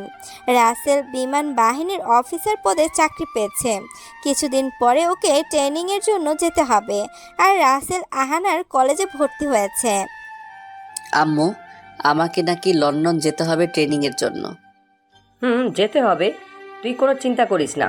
মাত্র তো 6 মাস, তারপরেই আবার চলে আসবি। কিন্তু আমি তোমাদেরকে ছাড়া কিভাবে থাকবো বলো? এই কয়েকদিনে তোমাদের যে অনেক বেশি আপন করে নিয়েছি। দেখ বাবা, তুই একদম এটা মনে করিস না, তোকে অনেক বড় হতে হবে। আম্মু, সেই স্বপ্ন নিয়েই তো আজও বেঁচে আছি। তা না হলে সেই কবেই আল্লাহর কাছে চলে যেতাম। কি বলিস এসব? তোর মাথা ঠিক আছে? এখন গিয়ে রেস্ট নে যা, তাহলে দেখবি সব ঠিক হয়ে যাবে। আম্মু ঠিক আছে, তোমাদের কথা না শুনে কি আর পারি বলো? তোমরাই যে আমার সব, আমার কেউ নেই সেটা আর মনে হয় না তোমাদের পেয়ে। আমি কখনো ভাবতেও পারিনি তোমরা এই এতিম ছেলেকে এতটা আপন করে নিবে। বাবা, এভাবে বলিস না, তোকে আমি নিজের ছেলের মতোই ভালোবাসি। আমারও একটা ছেলে ছিল, ছোটবেলায় হারিয়ে গেছে। ও থাকলে হয়তো তোর মতোই বড় হতো। দোয়া করি আল্লাহ যেন তোমাদের হারিয়ে যাওয়া ছেলেকে তোমাদের কোলে ফিরিয়ে দেয়। এইভাবে সবাই অনেক কথা বলে। দেখতে দেখতে রাসেলের লন্ডন চলে যাবার সময় এসে যায়। ওর বাবা মা সব কাগজপত্র আগেই রেডি করেছে, তাই আর ওকে কিছুই করতে হচ্ছে না। এইদিকে নিধি রাসেলকে অনেক বেশি ভালোবেসে ফেলেছে, যেটা রাসেলকে বলার সাহস হচ্ছে না। রাসেল যে বোঝে না সেটা কিন্তু না, রাসেলও বোঝে নিধি ওকে ভালোবাসে, কিন্তু রাসেলের এসব আর প্রেম ভালোবাসা বিশ্বাস হয় না। রাসেল, দেখে শুনে থাকবি কিন্তু, আর শরীরে যত্ন নিতে একটু পিছু পা হবি না। এই আমি বলে দিলাম। ঠিক আছে আম্মু, আমি ভুলে গেলে তুমি মনে করিয়ে দিও কেমন? পাগল ছেলে একটা, কি বলিস? তোর শরীরে যত্ন নেবার কথা আমি এখান থেকে কিভাবে নিতে বলবো? আমি কি দেখতে পারবো নাকি? আম্মু, ভাইয়া যাওয়ার সময় হয়ে গেছে। আরও দেরি করলে আবার বিমানের পাইলট ওর জন্য বিমান নিয়ে বসে না থেকে সোজা চলে যাবে। তখন তোমার ছেলে এয়ারপোর্টে বসে বসে মশা মারবে। তুই চুপ কর। মা ছেলের খুনসুটি তুই দেখতেই পারছিস না। নিধিমা, তোমার মন খারাপ কেন? আরে না আন্টি, আমার মন খারাপ না। আর আমার মন তো সব সময় এমনই থাকে, তাই না? নিধি হাসালি, এইটা মায়ের মন। ছেলে মেয়ের মুখ দেখলেই বুঝতে পারি মনের মাঝে কি চলছে। না আন্টি, এসবের কিছুই না, তুমি শুধু শুধু বলছো। আচ্ছা ঠিক আছে। রাসেল তো বুঝেছে নিধির মনটা কেন খারাপ, কেননা নিধি মুখে বলতে না পারলেও অনেকভাবে বুঝিয়েছে ও রাসেলকে কতটা ভালোবাসে। এইদিকে নিধি মনে মনে ভাবে, জীবনে প্রথম কারোর প্রতি এতটা আকৃষ্ট হলাম, আর তাকে ভালোবাসি বলার আগেই চলে যাচ্ছে। আল্লাহ কেন আমার সাথে এমনটা করে? রাসেল, একটু আমার কথা শুনবে? নিধির কথা শুনে সবাই অনেকটাই অবাক হয়ে যায়, আবার কিছু বলেও না, কারণ সবাই বুঝতে পেরেছে নিধি রাসেলকে অনেক বেশি ভালোবাসে। রাসেল ওর মায়ের মুখের দিকে তাকিয়ে থাকে, আর ওর মা বলে, দেখ বাবা, মেয়েটা কি বলে, চলেই যাচ্ছিল, একটু শুনেই যার কথাটা। ঠিক আছে আম্মু, ওই চলো দেখি কি বলবে শুনি। চলো। নিধি আর রাসেল ওর রুমে চলে আসে। এইদিকে আহানা ও ওর মা মিটমিট করে হাসতেছে। পাগলি মেয়ে একটা, আমার ছেলেকে এতটা ভালোবাসে তবু সেটা বলতে পারছে না। আম্মু, ভাবি ভাইয়াকে অনেক বেশি ভালোবাসে, তাই তো সব সময় ভাবি আমার থেকে ভাইয়ার খবর নেয়। ভাইয়া এটা করেছে নাকি ওটা করেছে নাকি। আহানা আর নিধিও রাসেলকে মানাবে অনেক ভালো। মনে হয় দুজন একে অন্যের জন্যই তৈরি। মা মেয়ে এভাবেই কথা বলতে থাকুক, আমরা বরং চলে যাই নিধি ও রাসেলের কাছে। কি বলেন আপনারা? নিধি রুমে গিয়েই রাসেলকে দৌড়ে গিয়ে জড়িয়ে ধরে কান্না করে দেয়। রাসেল তো মনে হচ্ছে আসমান থেকে পড়লো। এই কি করছো এইসব? আমি যে একটা পরপুরুষ, সেটার কথা কি তোমার মনে নেই? না, নেই। আমি তোমাকে নিজের জীবনের থেকেও বেশি ভালোবাসি, সেটা কেন বোঝো না বলো? দেখো নিধি, তুমি অনেক লক্ষ্মী একটা মেয়ে, তোমার মনটাও অনেক ভালো। আমি কেন যে কেউ প্রথম দেখাই প্রেমে পড়বে? তাহলে তুমি আজও দূরে দূরে কেন আছো, আমাকে আপন করে না নিয়ে? আমাকে মাফ করে দাও, আমি তোমাকে ভালোবাসতে পারবো না। কেন ভালোবাসতে পারবে না? আমি কি দেখতে খারাপ নাকি তোমার সাথে মানাবে না, কোনটা? তুমি সব দিক দিয়েই পারফেক্ট। কি আমি তোমাকে ভালোবাসতে পারবো না? কারণ আমি ভালোবাসার বিশ্বাস করি না। দেখো, তোমার সাথে অতীতে কি হয়েছে সেটা আমি জানতে চাই না।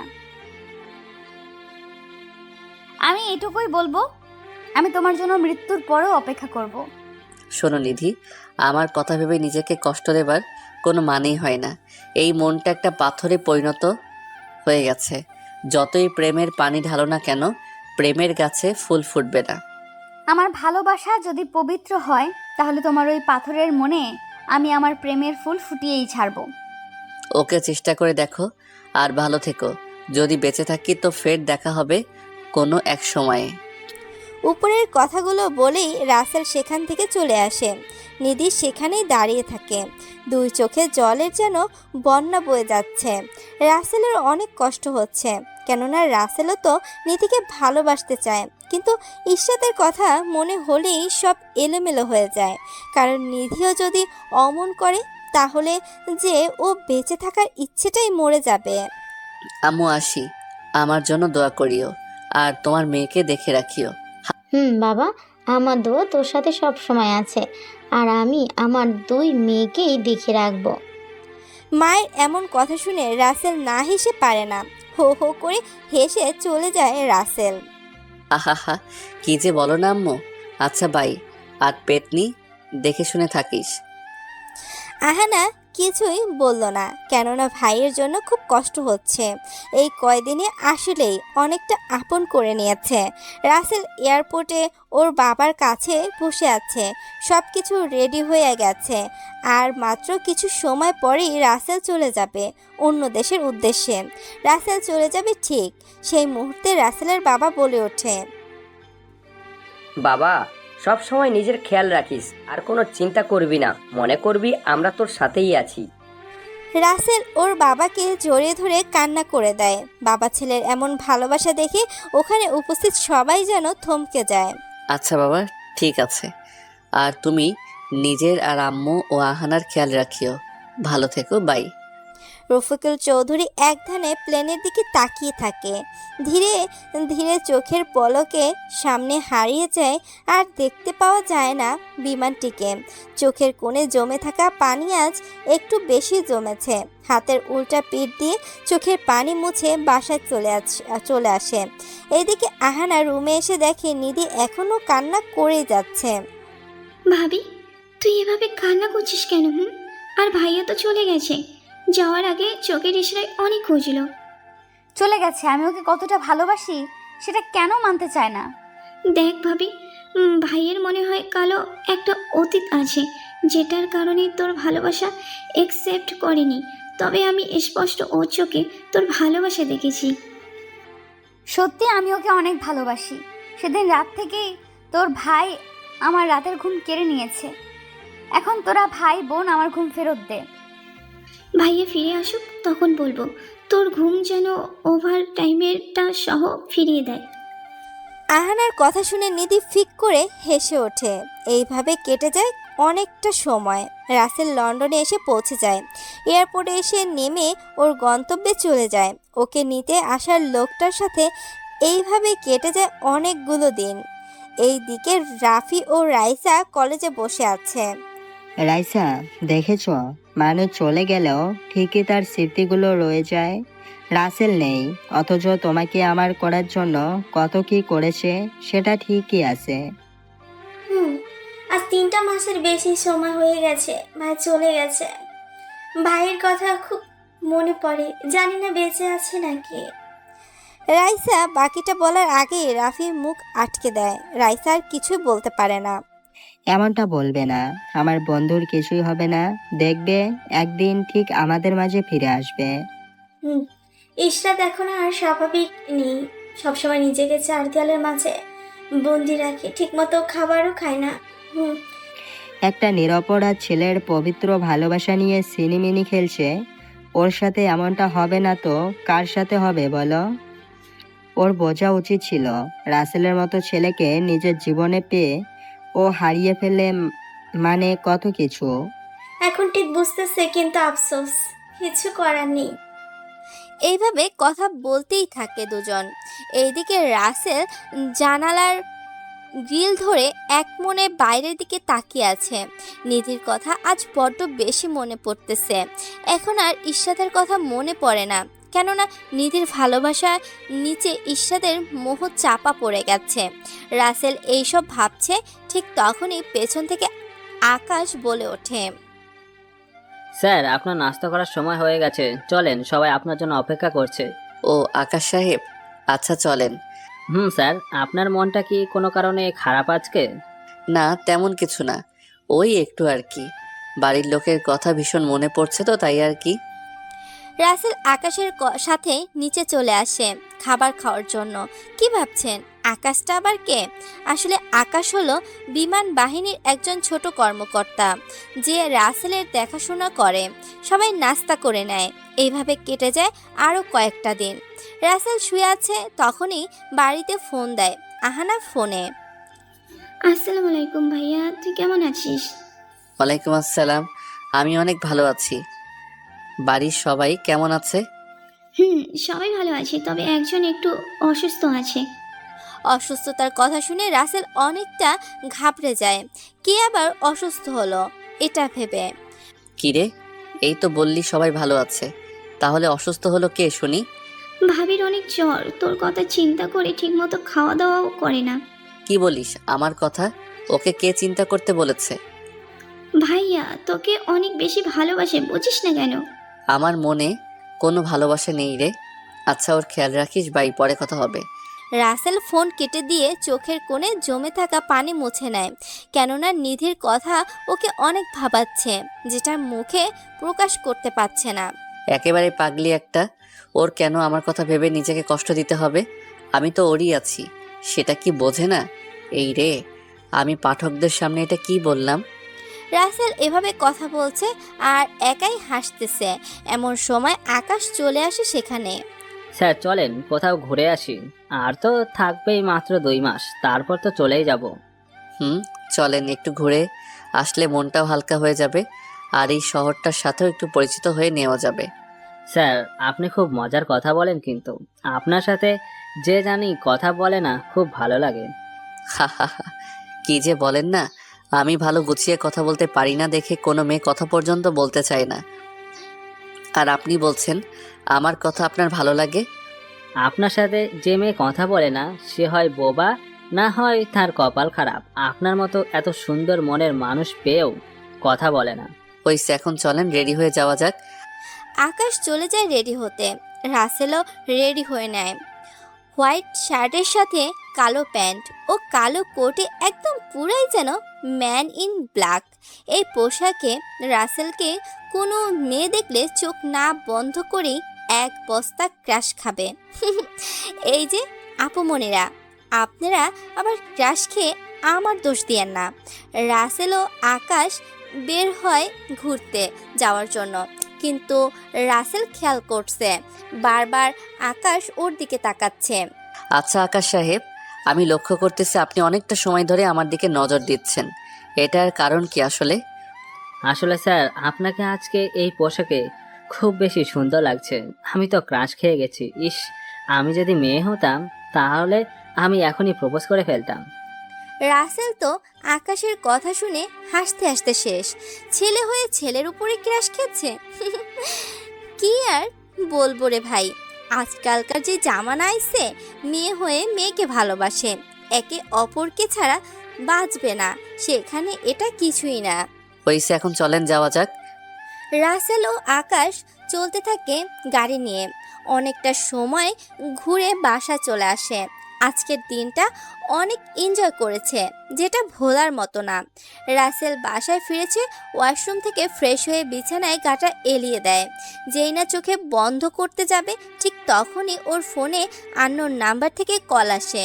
ধ্যাত, মাত্র একটা ঘুম দিব ভাবতেছি, আর শালার ফোন। তোরে যে কি করবো, কল আসার আর সময় পেল না। রাসেল অনেকটাই রাগ নিয়ে মোবাইলটা হাতে নিয়ে কলটা রিসিভ করে আর বলতে শুরু করে, হ্যালো, কে বলছেন? আর কি সুখ পেলেন আমার এই সুন্দর সবেমাত্র আসা ঘুমটা নষ্ট করে? অনেক কিছুই পেয়েছি, যেটা বলে বোঝাতে পারবো না। রাসেল একটু অবাক হয়ে যায় নিজের কণ্ঠ শুনে, আর মনে মনে অনেকটা খুশিও হয়। রাসেলও ভাবে নিধির সাথে কথা বলবে, কিন্তু পারে না, যদি আবার মায়ায় জড়িয়ে যায়। আরে ডাক্তার ম্যাডাম যে, কেমন আছো? এতদিন পরে আমার কথা মনে পড়লো বুঝি? আল্লাহ রহমতে ভালোই আছি। কি বললে এতদিন পরে তোমার কথা মনে পড়লো? আরে দিনের 24 ঘন্টার 22 ঘন্টায় তোমার কথা না ভাবলে আমার দিনটাই ভালো কাটে না। তোমার সাথে যোগাযোগ করার আমার কোনো ওয়ে নেই। অনেক কষ্টে লুকিয়ে অহনার থেকে নাম্বার নিছি, তবে তোমার খবর আমি রোজ অহনার থেকে নিতাম। রাসেল নিধির এমন মন কাড়া কথা শুনে কি বলবে ভেবে পায় না। একটা মেয়ে এতটা ভালো কিভাবে বাসতে পারে। দেখো নিধি, আমি আগেও বলেছি আর এখনো বলছি, আমার মনে প্রেম ভালোবাসা বলতে কোনো জিনিস নেই। তুমি সুন্দর ও লক্ষ্মী একটা মেয়ে, দেখবে আমার থেকেও ভালো বর পাবে।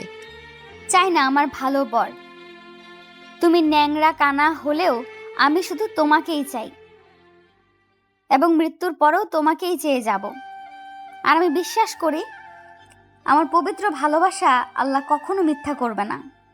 দেখো, বোঝার চেষ্টা করো, আমি আর এই প্রেম নামক মিথ্যে মায়ায় জড়িয়ে নিজের জীবনটাকে নষ্ট করতে চাই না। তোমার সাথে কোনো মেয়ে কি করেছে সেটা আমি জানি না, আর জানতেও চাই না। আমি শুধু জানি আমি তোমাকেই ভালোবাসি, আর এই দেহে প্রাণ পাখিটা থাকা পর্যন্ত ভালোবেসেই যাব। দেখো, আমি একটা এতিম ছেলে, আমার পরিবার নেই। আর একটা এতিম ছেলের সাথে তোমার পরিবার কখনো বিয়ে দেবে না, বা তুমিও সুখী হতে পারবে না। শোনো, অন্য 10টা পরিবারের মতো আমার পরিবারের লোকজন না। আর রইল সুখের কথা, আমি তোমার কাছে যে সুখ পাবো সেটা পৃথিবীর কোথাও পাবো না। আমি তোমার জন্য হাসতে হাসতে জীবনটাও দিয়ে দিতে পারি। রাসেল পড়ে যায় মহা ঝামেলায়। দেখলেনি তো কতভাবে বুঝালো, কিন্তু বুঝতেই চাচ্ছে না রাসেল কি করবে, ভেবে পায় না। অবশেষে আর কিছু কথা বলে কল কেটে দিয়ে ফোন কেটে দেয়। এদিকে